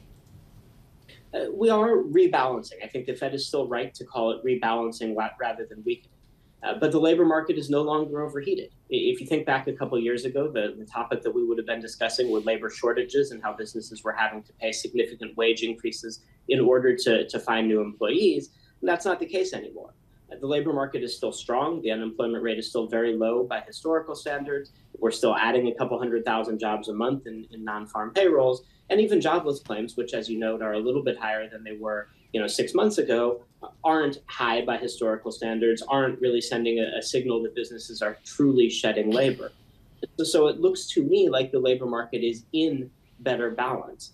And it's necessary that when you are in balance, the risks around it are two-sided. And that's a new thing that we went through, 2 years where the only thing the Fed was worried about was inflation. That's not where we are now. They're worried both about inflation, but also about the labor flowing. And that's why they're going to start cutting. Eric Winograd, thank you so much with AllianceBernstein this morning. Look at the markets today. It's a churn in the dollar, churn in the equities. I'm going to call it a churn in the bond market as well. I'm boring myself here. Yeah. Stay tuned to Bloomberg Surveillance. We'll make it more exciting. The 10-year real yield is important. It's under 1.90. I'm going to say it again. We're right at the cusp of support there. A number below that would really be a shift, to see a shift in disinflation. But, Paul, we're really not there. I can't say technically we've seen a breakdown in the 10-year real yield. We just haven't seen it. No, we haven't seen it. Just, again, across the yield curve right here on the short end, the 2 years, 4.43%. And the midpoint, the 10-year, we're at 4.16%. Even out 30 years, 4.38% on the U.S. Treasury market, Tom. I'm looking at gold. I mean, you see the gold fillings Barr has? Yeah, I know, exactly. I mean, he could retire. Solid. Off the just take those off the dental right work. Exactly. Bitcoin, Tom, I'm going to call it out. We're on 70,000 watch again. I did not see that. 64,000. I'm sorry, we're on 65,000 watch. I'm sorry. Yeah. 64,975. Why? Just a little bit of a risk-on feel in the marketplace. Come on, it's this ETF thing. Where's Belchunas? Yeah, where's Belchunas? Can we get? Is he taking? He's on it's like the French. Belchunas is taking off the month of July. Is that what we got going on here? Yeah, he's down in Philadelphia. We got to get Belchunas on to explain 60 ETF flows with BitDog and what's going on there. With our news in New York City, Michael Barr. Thank you very much, Tom. Paul, Lisa, it is the fourth and final day of the Republican National Convention in Milwaukee. Day 3 was about Vice Presidential candidate JD Vance, the U.S. Senator from Ohio. And so tonight, Mr. Chairman, I stand here humbled, and I'm overwhelmed with gratitude to say I officially accept your nomination to be Vice President of the United States of America. Vance told his story of growing up in poverty in Ohio while invoking the memory of the grandmother who raised him and his mother who struggled with addiction. Also at last night's convention, Donald Trump Jr. And the good news is America is Trump tough. Former President Donald Trump will wrap up the convention with a speech tonight. Meanwhile, with public and private Democratic concerns over Joe Biden's health mounting, the president just tested positive for COVID. Bloomberg's Ed Baxter has more. The president doesn't seem to be able to catch a break, but the White House has released a statement saying he apparently has caught COVID-19, says he has mild symptoms but is going back to Delaware to self-isolate. So it has taken him off the trail and removed the hope of counter-programming to the Republican convention. And it comes with several news agencies saying that party leadership has warned about the risk of his candidacy. The White House has issued a statement saying Biden is the nominee of the party and plans to win. Ed Baxter, Bloomberg Radio. Senate Majority Leader Chuck Schumer and House Minority Leader Hakeem Jeffries have reportedly warned President Biden that his continued candidacy hurts the Democratic Party's chances in the November election. At round one of the Open in Scotland, American Justin Thomas is at the top of the leaderboard at 3 under. 6 golfers tied for second at 2 under. Global news 24 hours a day and whenever you want it with Bloomberg News Now. I'm Michael Barr. This is Bloomberg Tom Paul Lisa. The postage stamp. It's the 8th hole, I believe, yes, at Royal Troon. The photograph of it looks like where the astronauts trained to go to the moon. Tiger Woods, he's like 20-something. He's like a kid. And it ruined his card. He took a 6 off of a par 3. That happens. It is 5 bunkers. It's like legendary. People talk about it who haven't even played it. And it's out there today. It's one of the holes to watch here. And our team coverage of the British Open. The postage stamp, yeah. So they're out there. It's a phenomenal course. It looks great on TV because I got just I love bunkers it. It's my favorite everywhere. all year. It's just crazy. Bunkers everywhere. The putting green has rough. Yes. And Troon is the great name for it because you got a lot of golfers yelling Troon. I mean, it is a tough course. That's why they call it the Open. One guy took 12 strokes to get to the putting green, and then 3 more to down it. He carded a 15 on a 3. That sounds like that's Sassour stuff. Yeah, that is. Can we get Damien? Can you call him? He on might be course? over there. I'm not sure. I'm not. He may be there, but can we get a call in with Damien about the par 3 postage stamp? I'd like to know if Damien Sassour's ever done a 15 on a par 3. That would be good. It looks good. So anyway, they're playing, and it'll be a tune great in. tournament. Everybody's there. You get when you get these majors, Tom. You get Do they get celebs? The LIV golfers and the PGA golfers. They all come together during these majors. So that's what makes it even more special. Do fancy people like Lisa Mateo show up? They might. It's not like being it's in the middle of nowhere. Not like being center. At the center court of Wimbledon, right? Yeah. Wimbledon, you get Uber out of it. You get the Bentley. Yeah, this is in the middle of It's Scotland, like halfway to Iceland. Yeah, exactly. And they get some weather there, so if the wind kicks up and like it is tends to do in Scotland, you'll see some big numbers. And what's great, Huw van Steenis is coming up. He's such a hitter. I know. You think he's probably played Truman? He probably has. We'll have to ask him in a kilt. Yes, I could see him in a kilt. We'll talk about Huw van Steenis here in a moment. What we've got now, red and green on the screen. We're on YouTube. Subscribe and search for YouTube Bloomberg Podcasts, and you'll find it there. You can please subscribe to us. That's how we're building this out. On Apple CarPlay, including in Scotland. Good morning on Apple CarPlay. And Android Auto as well. Really pleased with all that. Huge day. David Gura with Kathy Hochul at the 1:30 point, plus or minus 5 minutes there. On the way to Joe Matthew and Kaylee Lines in Milwaukee. A big day for the former president of the United States. We're waiting on a Lagarde press conference in Frankfurt. From New York City, Paul Sweeney and Tom Keene, this is Bloomberg Surveillance.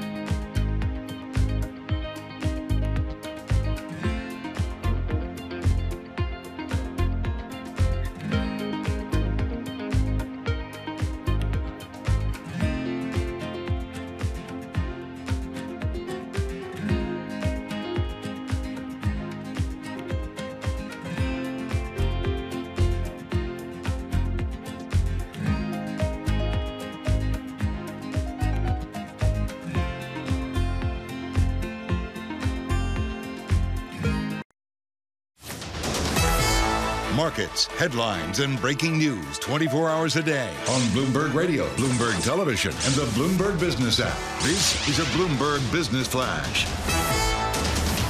In the Bloomberg Interactive Broker Studio, I'm Lisa Mateo. Futures red and green on the screen, and this is after the latest weekly jobless claims. It jumped the most since early May. Continuing claims, they were the highest in more than 2.5 years. Right now, NASDAQ futures up 0.6%, 126 points. Dow futures down 0.2%, 85 points. S&P futures up 0.2%, or 13 points. The two-year yield at 4.44%. That's up 1 basis point. The yield on the 10-year 4.18%. And that's up 2 basis points. We have spot gold higher, $2,463 an ounce. Brent crude $84 a barrel. WTI crude $82 a barrel. Shares of M&T Bank, they're higher, up 6%. Reported profit figures that beat expectations in the second quarter, and that was despite falling year on year. Abbott Laboratories up 0.2%, boosted its full-year adjusted EPS forecast. And I thought this was interesting. We've been talking about the heat wave and that we've been under. Well, it's actually giving a boost to Botox sales. Bloomberg reporting AbbVie shot. It works as an antiperspirant, so more people are using it. They're getting injected into their underarms. There you go. That's the new trend. That is your Bloomberg Business Flash. She does this all day at her desk. Just to get us... Get you going. Get us going, exactly. Lisa, thank you so much. Let's dip in right now to Christine Lagarde in Frankfurt on the ECB. With expectations, the inflationary impact of high wage growth has been buffered by profits. Monetary policy is keeping financing conditions restrictive. At the same time, domestic price pressures are still high, services inflation is elevated, and headline inflation is likely to remain above our target. Christine Lagarde. I put out a tweet that needs some explanation for this. And as I think some people know, she and I go way back. The mayor of Paris yesterday swam in the river. I saw that. It's a huge deal. It is. I don't have an opinion. And I put a joke, Lagarde's doing ECB inflation and all that. And I said, I don't know. I said, Christine Lagarde will not swim in the River Seine. And what people don't know is in her youth, she was a world-class synchronized swimmer. Really? Okay. She was like a French champion. Okay. And she's like literally the one Politico celebrity that could actually jump in the river and not embarrass herself. Right. So maybe we do want Christine Lagarde in the Seine. We'll have to see. But that's where I put that tweet out. Someone who knows this encyclopedic. Huw van Steenis joins us right now. Huw, I got to rip up the script here on ECB. We stagger from Duisenberg to Trichet on to Draghi in the modern day of Lagarde. How's that ECB experiment going, Huw van Steenis? Well, great to be back with you, Tom, and glad I'm not swimming in the Seine at the moment, let alone in the Thames.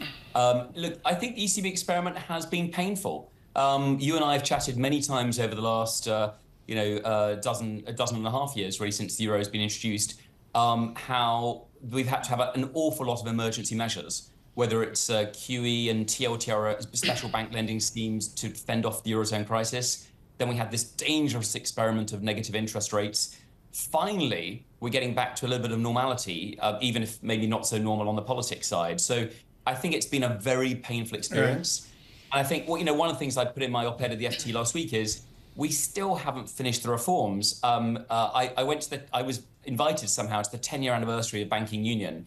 Tom, I didn't see you there. But the problem was it's only got one leg finished. Two parts of the house are still unfinished.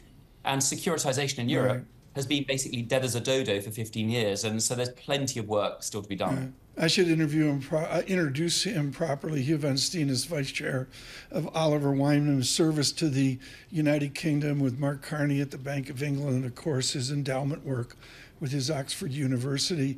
Huw van Steenis, you sent me a chart the other day, which is your wheelhouse, which is trying to keep track of the shadows to come in banking. And this is always about highest quality tranches, unloading the garbage of lower quality tranches to somebody else. Who's the somebody else this time around? It's a great question, Tom. So I think that the challenge here is there's no simple picture. So if you take, let's say, our friends at Apollo or Blackstone working with their insurance colleagues, well, insurance companies need investment grade. If they can just get even 50 basis points more than their competitors over a decade to 12 years, that's huge. So in their case, they're really wanting high quality investment grade assets. Clearly, if you're going to get 12 to 15 points of return, you're going to need to be taking a lot more risk. And so there's some endowments, pension funds, and increasingly high net worth who are maybe reaching down. But there is the challenge here is there's not a great data set. And that's in a way why BlackRock bought, that big data company recently. But also, it's more complex. I mean, I'm not. Look, credit is credit. There'll be a cycle. There's always stuff which goes wrong. So I'm not going to be Panglossian that there won't be problems. But on the other hand, I don't think there's any reason to panic. Huw, you referenced your op-ed in the Financial Times back about 11 days ago. In that, you say Europe's capital markets are underdeveloped while its banking sector is insufficiently sized to handle the growing demands for capital expenditures tied to energy transition, digital infrastructure, defense. Is there a solution there? I mean, what is the solution? Look, I think it's a great point. So Europe relies far, far more on the banks. So point one, I would be in favor of trying to, have interesting investment opportunities which fixed income investors around the world or equity ones would want to come and seize. So I think part one is making it easier to list, having more standardization in the bond markets. And in the piece, I was particularly saying securitizations have really not rebounded since the financial crisis. The way the Europeans codified, that closed the door after the financial crisis was incredibly penal, and therefore it's never really started.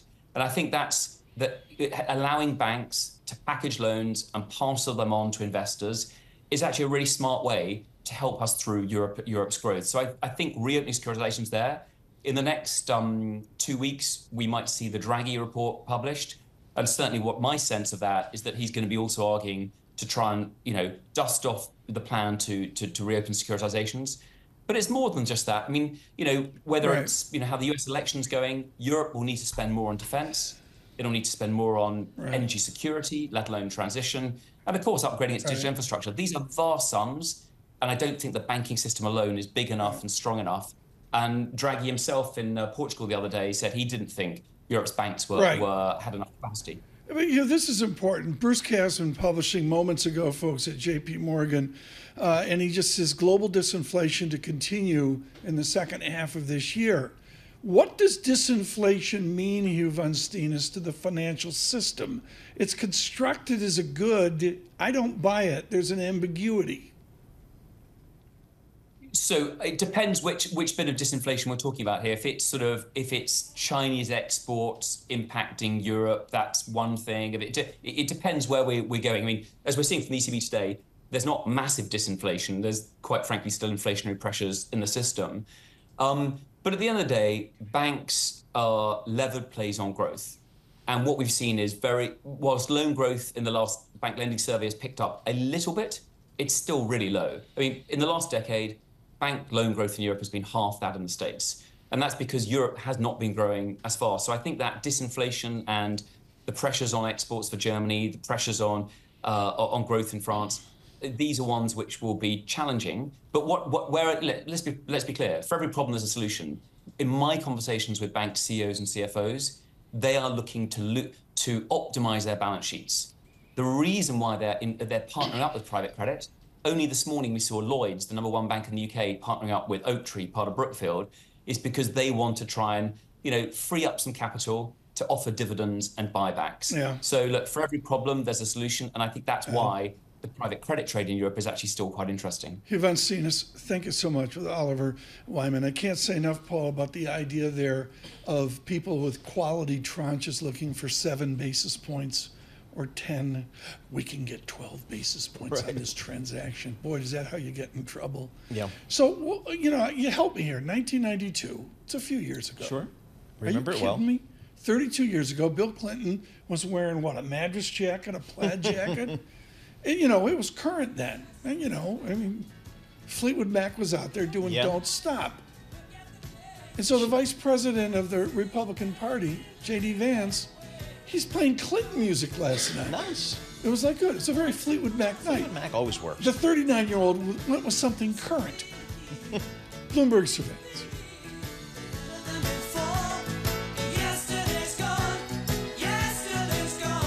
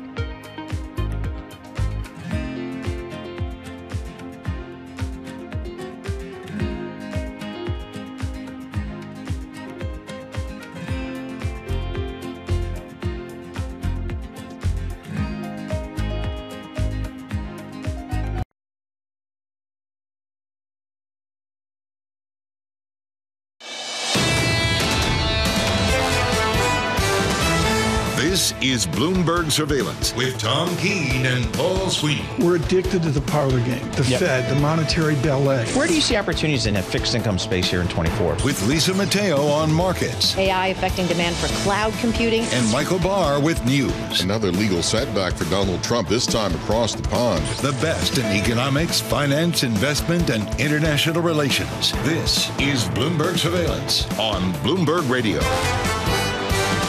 Good morning, everyone. Tom Keene, Paul Sweeney, Lisa Mateo, and Michael Barr. An important Thursday across the nation. The former president of the United States, Donald Trump, speaking tonight in Milwaukee. Joe Matthew and Kaylee Lines with all of our coverage. Before that, David Gura in conversation with the Democrat governor of Buffalo and of New York State, Kathy Hochul, as well. A busy political day here, but also in the markets, economic data out, and the overlay is what I'm going to call solid GDP, Paul. It's not all that bad out there. No, it's not all that bad out there. We had that retail sales number that came in earlier this week, pretty darn solid. That kind of goes to the consumer. Yes, we have a bifurcated consumer out there. The folks that don't own stocks, bonds, real estate, they are feeling that inflation in a big way. But again, most of the economic data looking fairly solid here. So what's the Fed going to do? Stay with us on YouTube. Stay with us on Apple CarPlay and Android Auto. The conversation coming up is vital to your confidence to stay in the markets. Linda Dissel of Federated Hermes Pittsburgh will be with us with a really important, clear research note. From the Interactive Broker Studios, our Bloomberg Business Flash, Lisa Mateo. And we've got tech stocks battling back after this week's slump. And that's thanks to a beat from Taiwan semiconductor manufacturing. It makes those chips for Apple, NVIDIA. Its ADR is up more than 3%. So we'll check in with NASDAQ futures up 0.7%, 151 points. S&P futures up 0.2%, 16 points. Dow futures down 0.2%, 108 points. To the bond market, we have the 2-year yield, 4.45%. That's up 1 basis point. The 10-year yield at 4.18%, and that's up 2 basis points. Some more economic data out this morning. Yeah, initial applications for U.S. unemployment benefits rose last week, the most since early May, and continuing claims jumped. Initial claims, they increased by 20,000 to 243,000. And finally, we heard it, the European Central Bank left interest rates unchanged after last month's cut. President Christine Lagarde said that risks to economic growth tilted to the downside. The euro held on to earlier losses. Right now, it's trading down about 0.1% at 109.28 against the dollar. That is your Bloomberg Business Flash. Tom and Paul. Lisa, thanks so much. Joining us now, Linda Dissel at Federated. I really can't say enough about a research note. Full disclosure, she's right where I am, as senior equity strategist there, which is would everybody calm down and wait for earnings season, which I think is some common sense to it as well. Why is she like this, Paul? Because at Carnegie Mellon, they had at Tepper, they had years ago a course that Alan Meltzer taught. It was called Cart Before Horse, Horse Before Cart. Joining us now, Linda Dissel of Pittsburgh and Federated Hermes. I love your note, Linda, and it's just like calm down and wait for earnings, or is it calm down and wait for earnings guidance? Well, it's earnings guidance, and I just want to say to you, Tom, thank you for agreeing with me. And I had chills when you said the cart before the horse, because that's the title of this upcoming weekly for me. Have you seen my horse? I'm up here in the cart waiting. And what we're suggesting is let's take a break here. Let's take a break from what's going on in the markets and truly running from one place to another. We're 100% sure that rates will be cut starting in September, and that now there's an excellent chance of a Trump 2.0. Can we take a break right here? That's kind of our theme, and we're pulling back from it. And it all important in earnings season, the outlook for margins. And this is a huge advantage, Paul, that Linda Dissel is in Pittsburgh, which is just about as purple as you get. You go outside Pittsburgh and it's all red, and inside Pittsburgh it's all blue, and it's sort of like purple in the 17th congressional district there. But this is precisely the perspective when you get outside 3 zip codes in New York. In New York City, exactly. Hey, Linda, one of the interesting aspects just over the recent trading has been the outperformance here of small cap stocks. The Russell 2000 vis-a-vis the S&P, some of that dispersion has never been seen before. What do you make of that? Yeah, never seen before is something that we're not rooting for. We're looking for a grinding market that's a healthy market. We've said, and at Federated Hermes, we're overweight small cap growth because we do like growth still in terms of the tech trade, but small caps didn't cooperate. It's the whole trade is being made that I'm just going to buy all small caps now, and it's really a tough move out of the semiconductors. Everything is historic in how fast it's happening. So we have expected, as many have, a broadening market as this year progresses. But if you're just moving from one area to the other, you're treating the market like a casino. And we still expect the broadening, though. Just this is traders short covering. Much of what I'm reading is it's technical.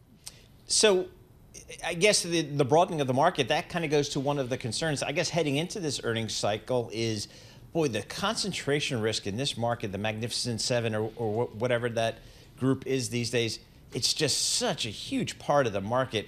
How concerning is that to you? Well, having lived through the tech bubble that burst back in 2000, I know very well, and we all do know, that these are very profitable companies, these top names.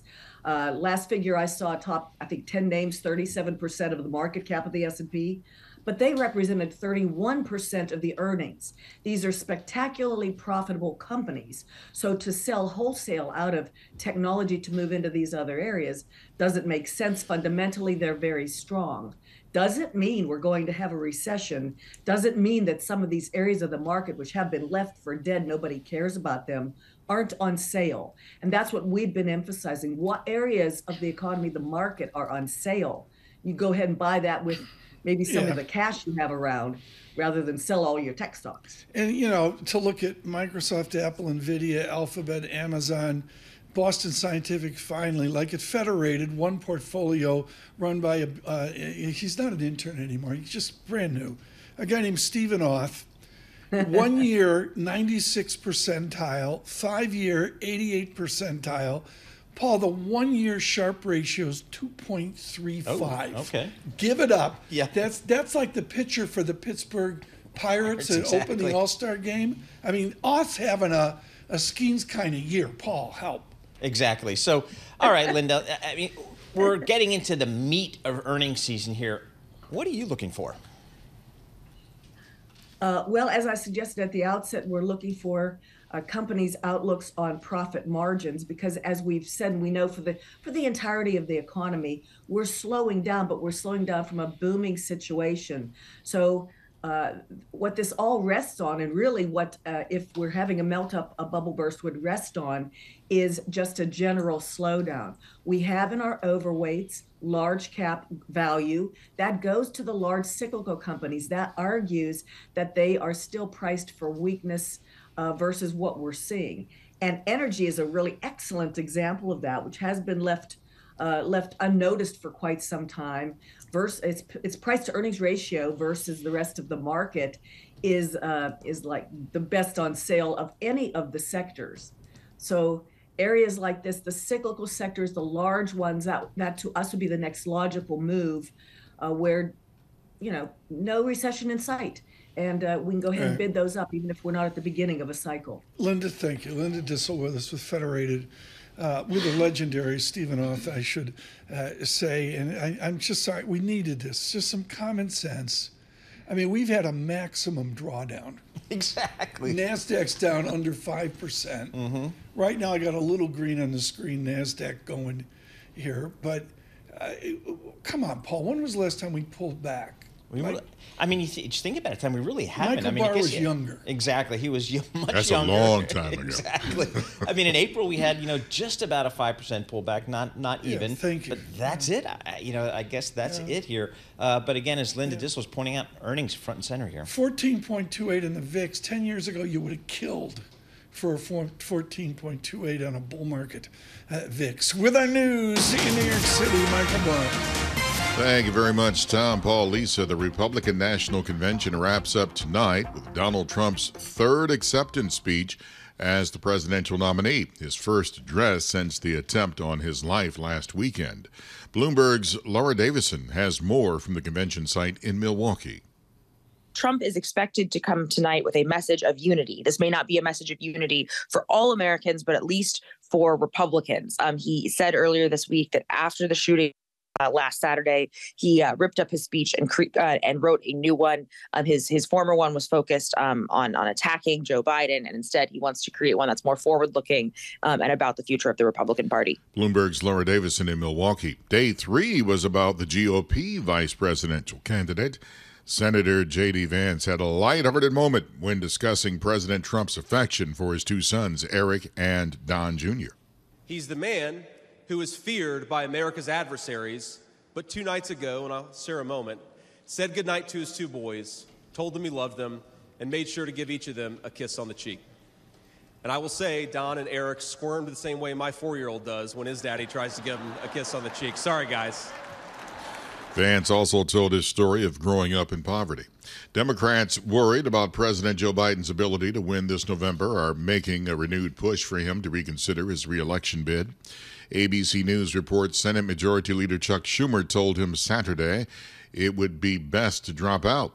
Meanwhile, Biden is off the campaign trail after testing positive for COVID. Ursula von der Leyen won a second 5-year term as president of the European Union Executive's arm. Von der Leyen, a staunch supporter of Ukraine, vows to keep climate and emissions targets front and center.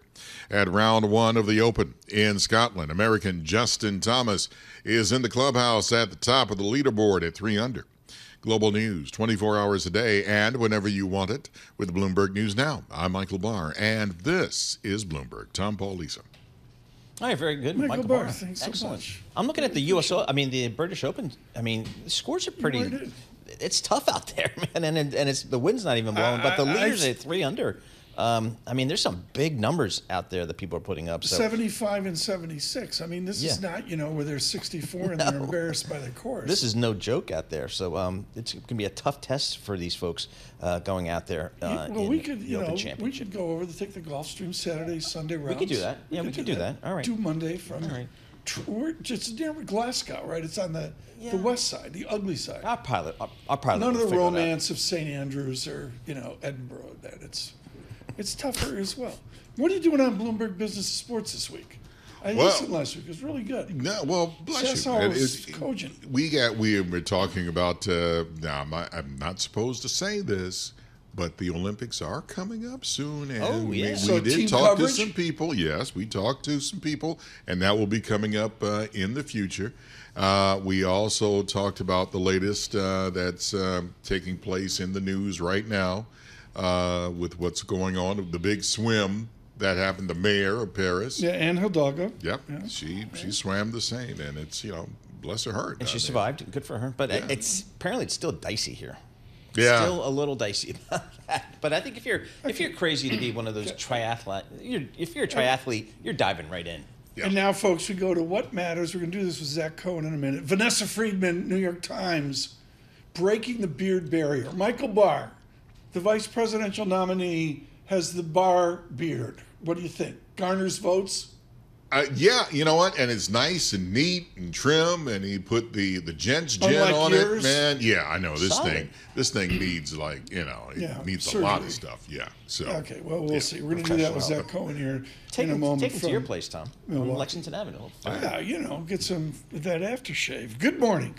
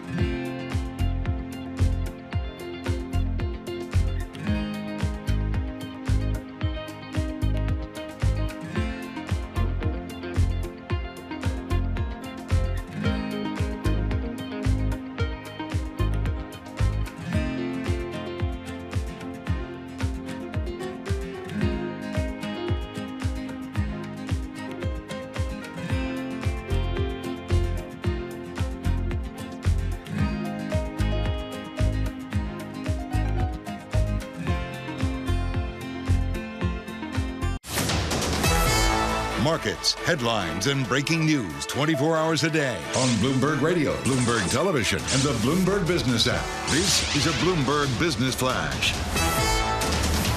From the Bloomberg Interactive Broker Studio, I'm Lisa Mateo. Tech stocks battling back. We'll start with the tech-heavy NASDAQ right now, up 0.7%, 157 points. S&P futures up 0.2%, 16 points. We have Dow futures down 0.3%, 127 points. The two-year yield, 4.45%. That's up 1 basis point. The yield on the 10-year, 4.18%, and that's up 2 basis points. We have spot gold higher, 2,462 an ounce. Brent crude, $84 a barrel. WTI crude at $82 a barrel. What's moving the markets? It's Tex-Mex restaurant chain Chuy's. I know, I never heard of it either. It's up 46%. Darden Restaurants agreed to purchase the company. That's the reason why it's higher right now. Then we go to Domino's Pizza, down more than 14% now. Had that disappointing second quarter results. Discounts didn't work, especially that new product, the New York style pizza, definitely didn't work. And then some news from Ford. The company says it's going to invest $3 billion to build its Super Duty F-Series pickup truck at a plant in Ontario, Canada. And that comes after it delayed a 3-row EV at that same plant. That is your Bloomberg Business Flash. Tom and Paul. Lisa, thanks so much. I wasn't going to do this, but it really works because Vanessa Friedman over at the New York Times, who owns fashion up, down, and sideways, did a very smart, not snarky essay on beards and mustaches. Okay. And I'm not going to go into it all because I don't want to waste precious Zach Cohen time, but it's a really intelligent look back. It looks modern. Paul Ryan, Al Gore, Ted Cruz, and the rest. But it goes back to, Hubert Heaver and the rest of them. Joining us now, Zach Cohen, the bearded one with Bloomberg Government. What do you think, Zach? How does a beard play psychologically? It's a serious question.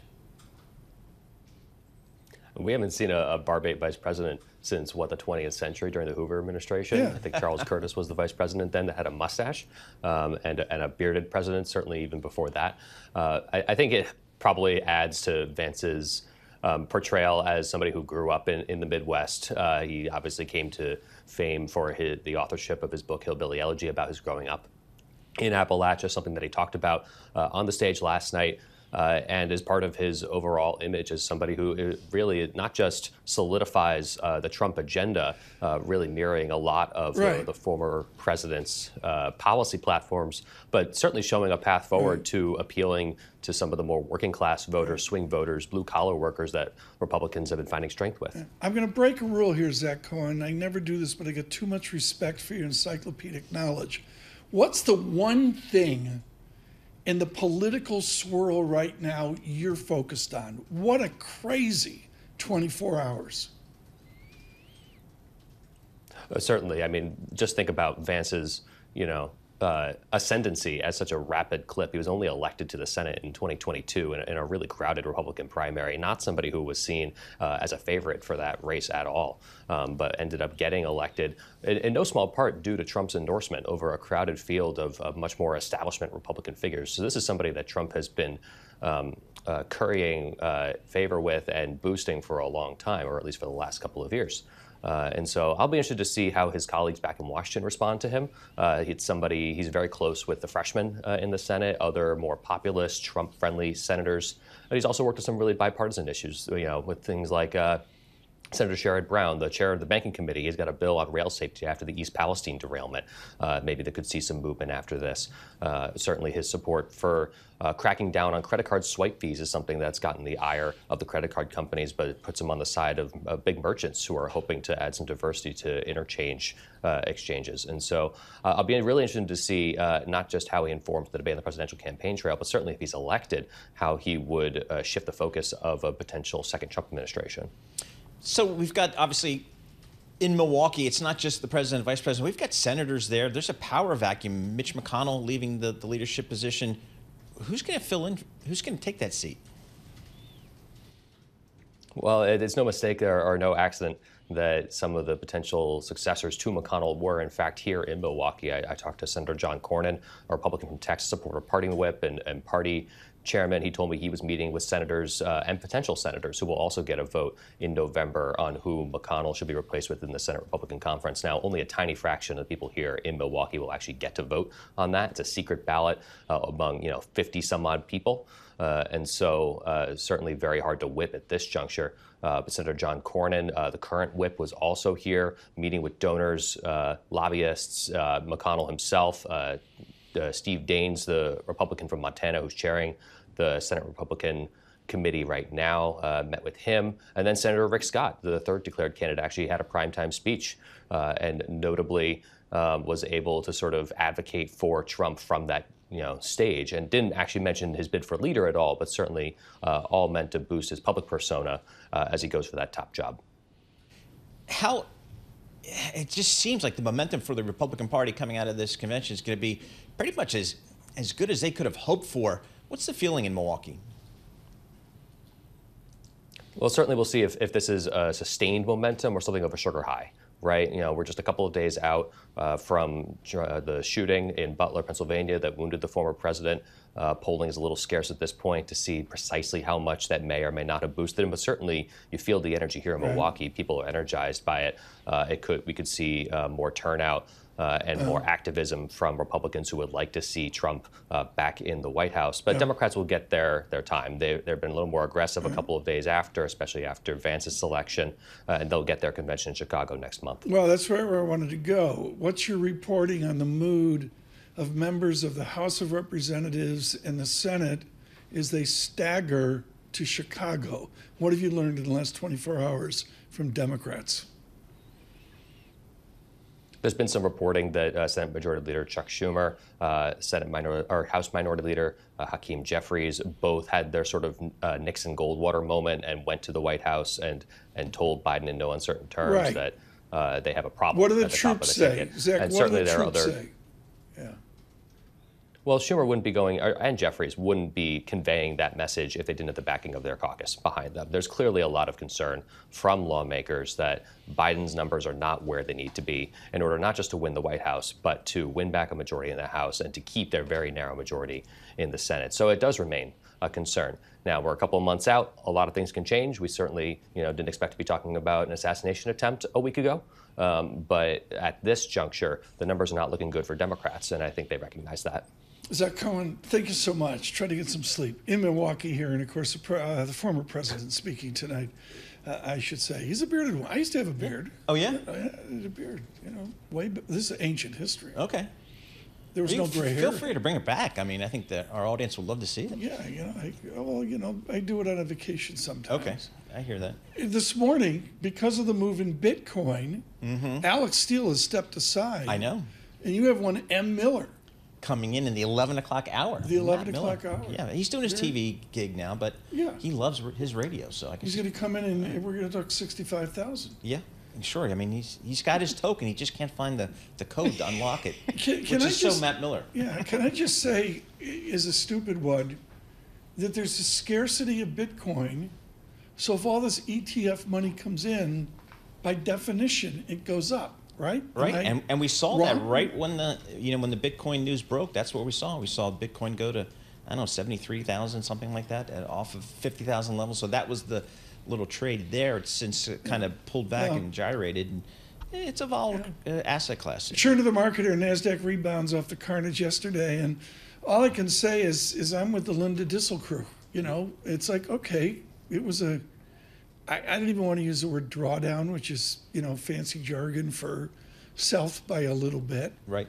But let's wait for earnings and be measured and look at what organic revenue growth is and maybe go down the income statement. Some fundamentals, exactly. Look at revenues, earnings, free cash flow, that kind of thing. It's an odd time. And, of course, the politics is odd as well. Zach Cohen among many of our team in Milwaukee here.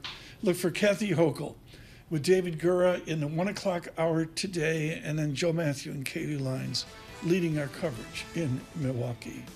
Red and green on the screen, SPX up 14. Dow takes a breather after a torrid 48 hours. From New York City with a VIX 14.30. Bloomberg Surveillance. Good morning.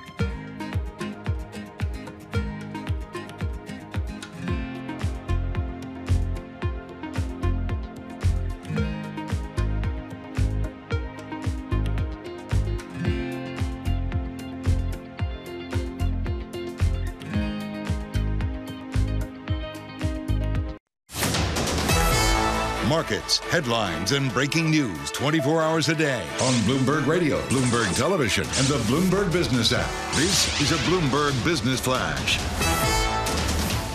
From the Bloomberg Interactive Broker Studio, I'm Lisa Mateo alongside Tom Keene and Paul Sweeney with your opening bell report. Now, we've had some more economic data out to influence the markets, but how much of an impact will it have?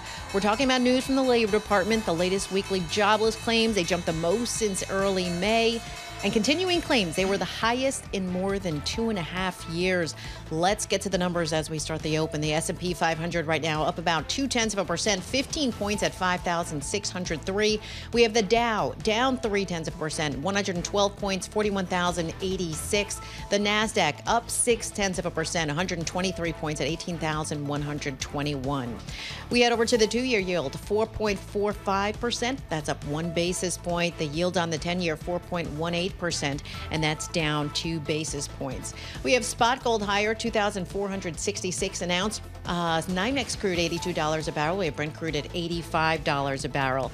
At the open, I want to check in with Taiwan's semiconductor manufacturing. It really helped give that boost back to tech stocks. Right now, it shares its ADRs up about 4%. That is your Bloomberg opening bell report. Tom and Paul. I'm learning every day. Okay, thank you for this. Somebody just emailed this in. Very informative. Mr. Payne, see y'all at Chewy's.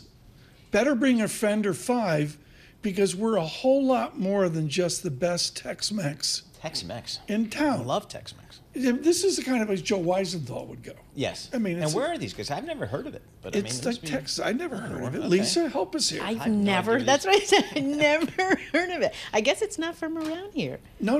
It's down south. Yeah. 1982, Austin, Texas. Okay. When's Odd Lots on? Come on, Bob. We got to dig. Tell Joe and Tracy we're doing the whole segment on Chewy's. Yeah. Who's taking them out? Darden. And they own everything, right? Yeah. I mean, Darden's like the, all the fast food It's a trip brands. down memory lane. It is. All right, big deal. Awesome. Austin, Texas. Yeah. Joe Mazzola goes there, chows down. Joining us now from Charles Schwab on trading, Joe Mazzola. Have you ever been to Chewy's in Austin, Texas, Joe Mazzola? Have not, but you're making me hungry, guys. So, I got to get to breakfast here pretty soon. It's like Ben Chili Bowl in Washington, except it's like, it's like a Darden's kind of thing. I can see it. Joe, help me with volume here. I'm not a big disciple of volume analysis. Are you? And what does volume tell you now in the stock market? Well, let me take it in the direction maybe breadth, if you don't mind, Tom. With the breadth that I'm seeing is really interesting, not only on the top level, but below the surface. We've been talking about rotation now for a few days, so that's nothing new. But taking a look kind of at what we're seeing with the market breadth, percentage of stocks above the 50-day moving average. This was something a couple weeks ago where we were saying, hey, rally could be in trouble because we're just not seeing enough of the components trading above those averages. Well, we've seen massive expansion really in the last week alone. We're about 75% of the S&P 500 trading above the 50-day moving average. We've seen an expansion in the Russell from about 38% to close to 75% there. So below the surface, we're starting to see some of the soldiers catch up with the generals. I think the question going forward, guys, is, can you get a pullback with those generals, and is it sustainable enough with that new rotation to continue to see the overall indices rally? So talk to us about this rotation into the small cappers. The Russell 2000s really had a rip over the past week to 10 days. And relative to the S&P, we've never seen that kind of outperformance. What do you make of that? How much of that is real versus, I don't know, some kind of technical trade? I don't know. I mean, it could be a catch-up trade component to it, Paul. I mean, absolutely. If you look at kind of the divergence between the two indexes, I mean, we got the levels we hadn't seen in multiple years between, say, the NASDAQ and the Russell kind of coming into the last couple of weeks. You got the negative print on the CPI, and it was kind of a bit of a jet fuel for some of the underperforming Russell names to kind of catch up a little bit. Like I said, it's the continuation. We've seen fits and starts over the last couple of years where we have started to see some of that convergence come back. It lasts about a month or two, and then when you start to see maybe some softening economic data, people tend to rotate back into the mega caps. I think I think this will be a really interesting test, and I think earnings are what's really going to kind of give us an idea of where we're headed. What are you expecting to see out of earnings here? I think because we're kind of getting into the meat of it this quarter. What are you expecting? Sure. Well, I mean, as we look to tech, I think that's going to kind of be an important leader. Basically, the street is expecting, the overall market, or at least the S&P 500, to increase about 9% year over year in terms of earnings. Still, a lot of that will be priced into tech. I think tech is probably, going to lead some of those earnings. But I think the influence of tech, maybe over the next 6 months or so, might begin to wane. At least that's the expectations. The expectations is that some of the other sectors are going to catch up, and that maybe some of those mega caps, you're not going to see those 30-40% kind of year over year expansions in earnings. And if that's the case, once again, can you hold up a market without those leaders? Have people at Schwab, your clients, have they, as a general statement, become more conservative, or is there an exuberance? So that's a great question, Tom. And let me talk about this from two lenses: attitudinal versus behavioral. So if I look at, back in the data that we got at the end of June, we did see a lot of push back into those mega cap names when you got some sell-offs a little bit in NVIDIA and Broadcom, maybe post earnings announcement. Those were some of the names that people really kind of stepped back into. However, when we did a survey, the attitudinal side, basically now we're trying to go align the two on a monthly basis. And one of the things that came out of that survey was, hey, we're concerned about maybe some of the valuations for these AI stocks. So it'll be interesting as we get the data, to continue to come out through the rest of the month, whether they have pulled back a little bit.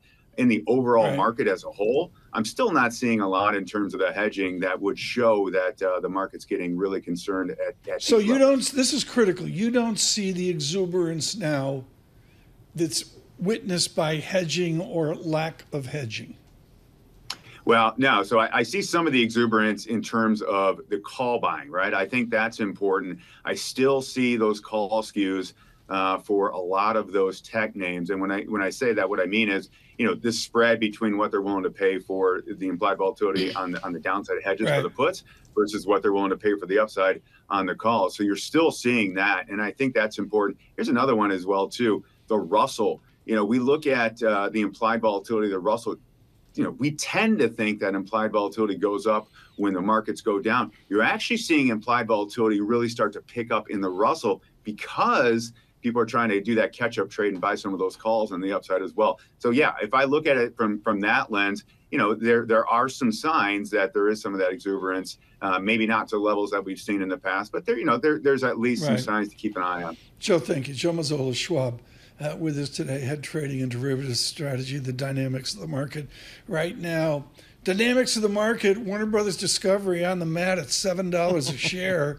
Just in the last 1, 2, 3 sessions, it's a 20% pop. Paul, thank you for telling me about that. Exactly. So, I mean, I think the news out today is the FT is reporting that Discovery is, thinking about maybe splitting up the company a little bit. They've got, I think the way they're thinking about it is some of their better valued, higher growth stories, such as their studio and their streaming business, putting that in one company and putting as much debt as they possibly can on that. Chrysler a million years ago. Yeah, exactly. And leaving the legacy TV business to wither. The bondholders get run over. It could very well be, because, I mean, I think the issue here is they have, as you mentioned, $39 billion in debt. They've got about, maybe let's call it $10 billion in EBITDA. So that's, roughly 4 times net debt to EBITDA. That's high. It's manageable, but it's high, particularly when your core business, the legacy cable networks, are in decline. So bondholders are very nervous here. And whenever you see these splits, reorganizations, if you will, the key question for the bondholders is, okay, where does the debt go and what assets and what cash flow are supporting that debt? So that'll be the issue. This is 10-year piece. That's what bond pros say, folks. Oh, nice. 10-year piece, and it's enjoyed going from an 88-ish down to an 86-ish. So you've taken 2 points out of that 10-year piece. This is 4.28% of 32, yielding right now 4.2%. 0.38%. See how I Yep. did that? Very good. I just I did that for Mr. Bloomberg. Yeah, exactly. He thinks I've never gone to the YA school. He told me once. He said, Tom, you would know a bond if it hit you over the head. I said, yeah, me and Michael Barr with our new New York City bond guy, Michael Barr. Thank you very much, Tom, Paul, Lisa. JD Vance used his address to the Republican National Convention to share the story of his tough upbringing and make the case that his party is the best to understand the challenges facing struggling Americans. Vance says he wants to help Donald Trump take back the White House in November. A leader who rejects Joe Biden and Kamala Harris's Green New scam and fights to bring back our great American factories. We need President Donald J. Trump. In his first primetime address since becoming the GOP nominee for vice president, the 39-year-old Ohio senator spoke of growing up poor. Former President Trump will speak tonight to close out the convention. Senate Minority Leader Mitch McConnell is calling for new leadership at the Secret Service following the assassination attempt on Donald Trump. Bloomberg's Amy Morris has the details from Washington. Senator Mitch McConnell posted on X that the shooting was, in his words, a grave attack on American democracy and that new leadership at the Secret Service would be an important step. House Committee on Oversight and Accountability Chairman James Comer has subpoenaed Secret Service Director Kimberly Cheadle to appear at a hearing on Monday. Lawmakers say they'll hold a bipartisan probe focused on the Secret Service, and President Biden ordered an independent probe. The Homeland Security's Inspector General also opened its own investigation. In Washington, Amy Morris, Bloomberg Radio. President Joe Biden says it's still early in his re-election campaign and that many people don't focus on the election until September. On Univision, Biden said everything so far between Trump and me has been basically even. Democrats, worried about Biden's ability to beat Donald Trump in November, are making a renewed push for the president to reconsider his re-election bid. Meanwhile, Biden is off the campaign trail after testing positive for COVID-19. Finally, at round one of the Open in Scotland, American Justin Thomas is in the clubhouse at the top of the leaderboard at 3 under. Global news 24 hours a day and whenever you want it with Bloomberg News Now. I'm Michael Barr, and this is Bloomberg. Tom, Paul, Lisa. I'm learning every day. I get up, folks. You know, I got like 3 alarms, and the butler helps. And I get up, and I get in the Bentley. I slide in, and the only reason I'm doing this is every day I learn something. Yep. It's not the British Open. That's right. It's the Open. It's the Open. Championship. The Open. Yeah. The Open Championship is how they prefer it. And it goes back to 1860. Sure. And if you really want to start a fist fight in England, this is Scotland. This is yeah, exactly. You don't call it the British Open. What Yes. are we? We're That's all we. We're efforting with Westwood One to get it. No, I don't forget about Westwood One. I've been calling it the British Open since my youth. Well, we Americanized it and called it the British Open, but it's really, and my buddy who is an avid golfer, he got on me. He said, "Stop calling it the British Open. It's the Open." And I'm okay. You got it, buddy. And I remember that ever since. Well, I'm just looking at the menu for Chewy's here. I mean, we've got to get down there. They're not catering the Open. No, they got the famous enchiladas. We got fajitas here. I mean, Jess Menton's people, we're efforting Jess Menton for yes. tomorrow. Okay. Her people called. They're not sure she can do it. She lived at the College Station Chewy's. Yes, I exactly. mean, it's embarrassing. Yep. I mean, she was there 4 nights a week. It's incredible. Thursday, Friday, Saturday. Yep, the ponchos, NFL the ball. ponchos, Tostita chips, refried beans, cheese, and your choice of fajita chicken, fajita beef, or seasoned ground beef. Wow, that gets the meal started. Do you remember when Darden's was upscale? Like you were so broke, you know? Yeah. You go to Shea Waffle House. We used to call it Shea Waff. Shea Waff. And if you had money, you went to Darden's because that was pretty fancy. Ay, ay, ay. Good morning. Speaking of Rochester, I hope everybody's safe up there with the tornadoes. Nick Tahoe's is where you went. There was a place on Gitsy's when you were like counting quarters. And not that I ever did that. Green on the screen right now. Dow up 37 points. NASDAQ rebounds.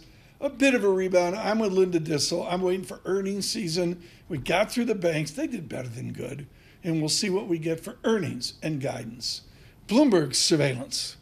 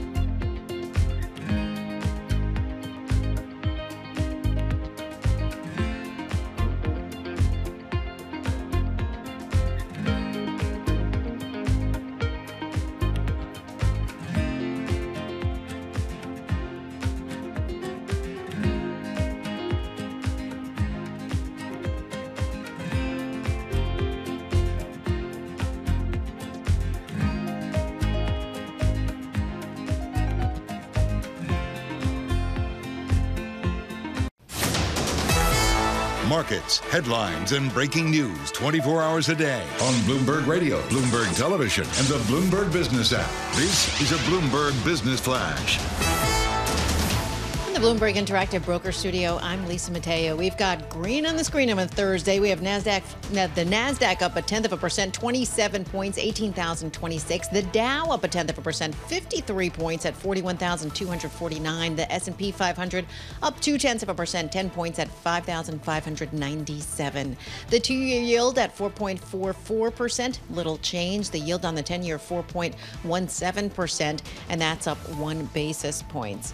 We head over to shares of Nokia. They are lower. They're down about 6% right now, and this is quarterly sales. In Q2, it missed estimates. They were the lowest since 2015, so their shares lower this morning. And then after the close, we have Netflix. Right now, their shares up about 0.7%. And you have a lot of people going to Greece this summer, but not everyone happy to see them. Tourism, listen to this, straining water supplies, hurting vineyards, and that may mean no showers for visitors. I guess I'm not going this time. That is your Bloomberg Business Flash, Tom and Paul. Lisa, thanks so much. I'm really remiss, Paul, in not mentioning this at 7:00 this morning. When I came in this morning, I was distracted. I was, ordering from Chewy, not Tex-Mex Chewy, but Chewy. I was ordering. The dogs were, they were a disaster, the storms. There was where I am a ginormous limb down and on top of cars. Really? And I'm saying this for New York City, but wherever you are, walking in Central Park today is not routine. Ask Molly Smith from a couple of years ago. Really serious. Yep. When you have a horrific storm like we had last night, just be really observant of the branches and the different trees, because hours and hours and hours, particularly with a little wind, is not funny. Nope. This is like a serious thing as well. Paul Sweeney has had on the brain high yield debt. It's all he's been talking about, except Duke football opportunities here into August. Why don't you bring in our next guest? These people are like full time. 4%'s not going to do it. No, I mean, and our next guest is one of those West Coast bond people, and I classify them as West Coast. They're PIMCO, they're TCW. You never know what's going on with these people. St. John Bobrin joins us. He's high yield bond and senior bank loan portfolio manager at Beach Point Capital Management in Santa Monica, California. Are you kidding me? Tough. I mean, you can't work out there. St. John, thanks so much for joining us here. I'm looking at my IN screen on the Bloomberg terminal that gives me the Bloomberg Index browser, and I look at fixed income in the U.S. I actually see green for the first time, so congratulations. You guys are finally making some money. But boy, the big outperformance has been in U.S. corporate high yield. Can you talk to us about what's going on in that part of the market? Sure. Well, good morning. Thanks for having me. In high yield, it's performing quite well, and that's in large part because of incredibly strong credit fundamentals, an incredibly strong and resilient economy, and the attractiveness of the asset class in terms of the yield and the price make it a very compelling investment.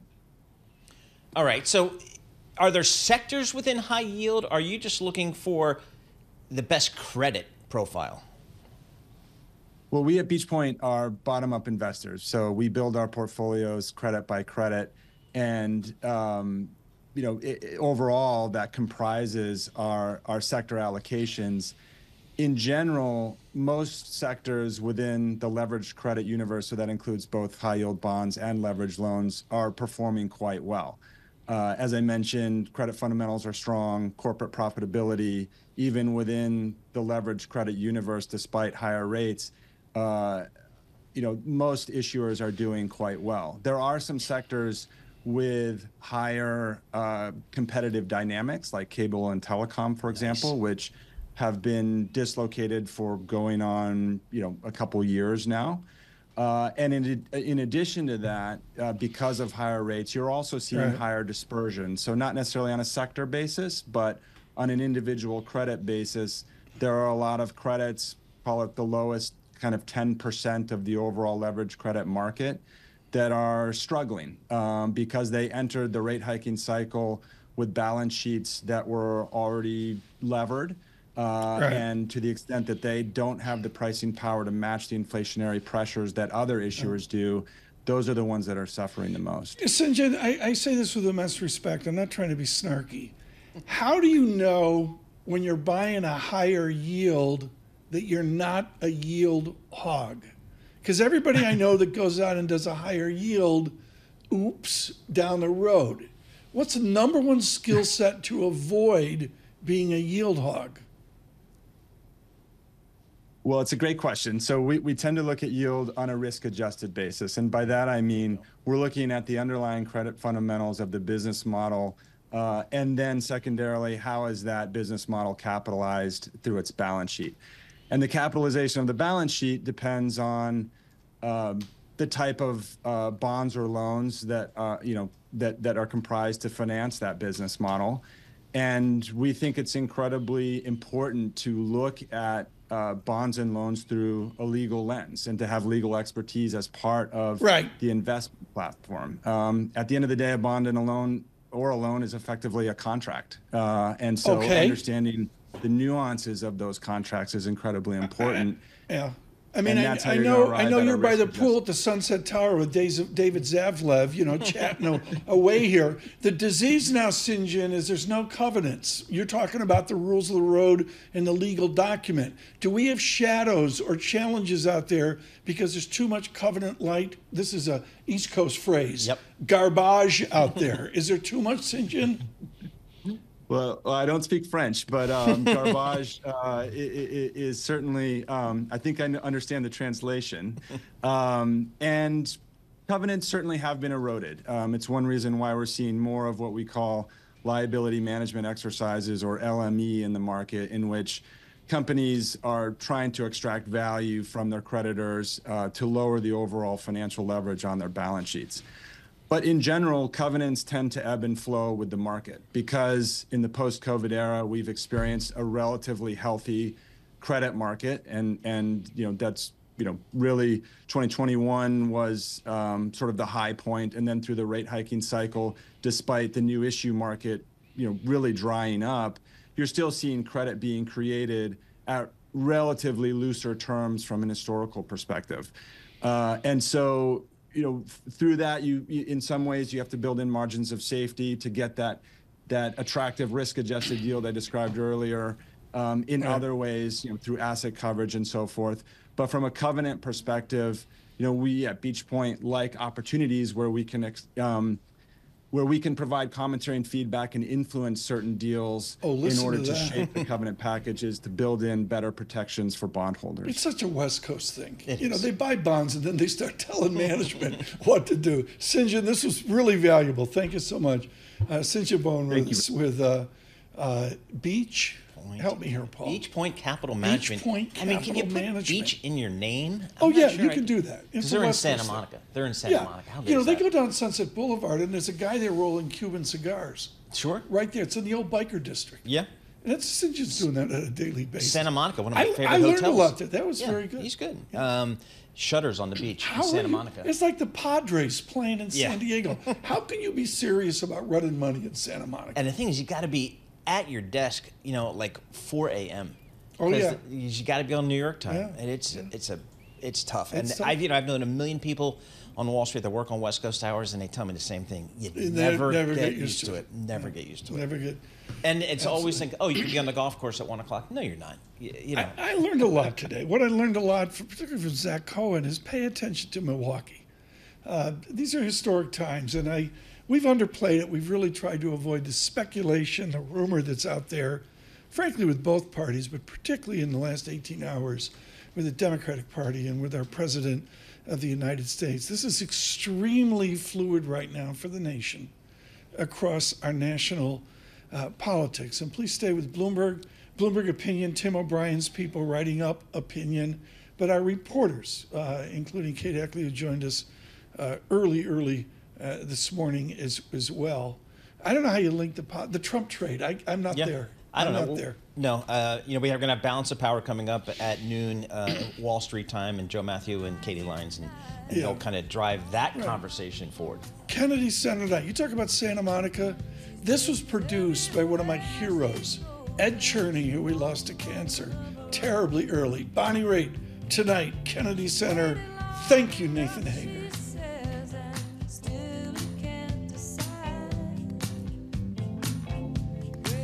But you have to choose, and it tears her up inside. She's scared to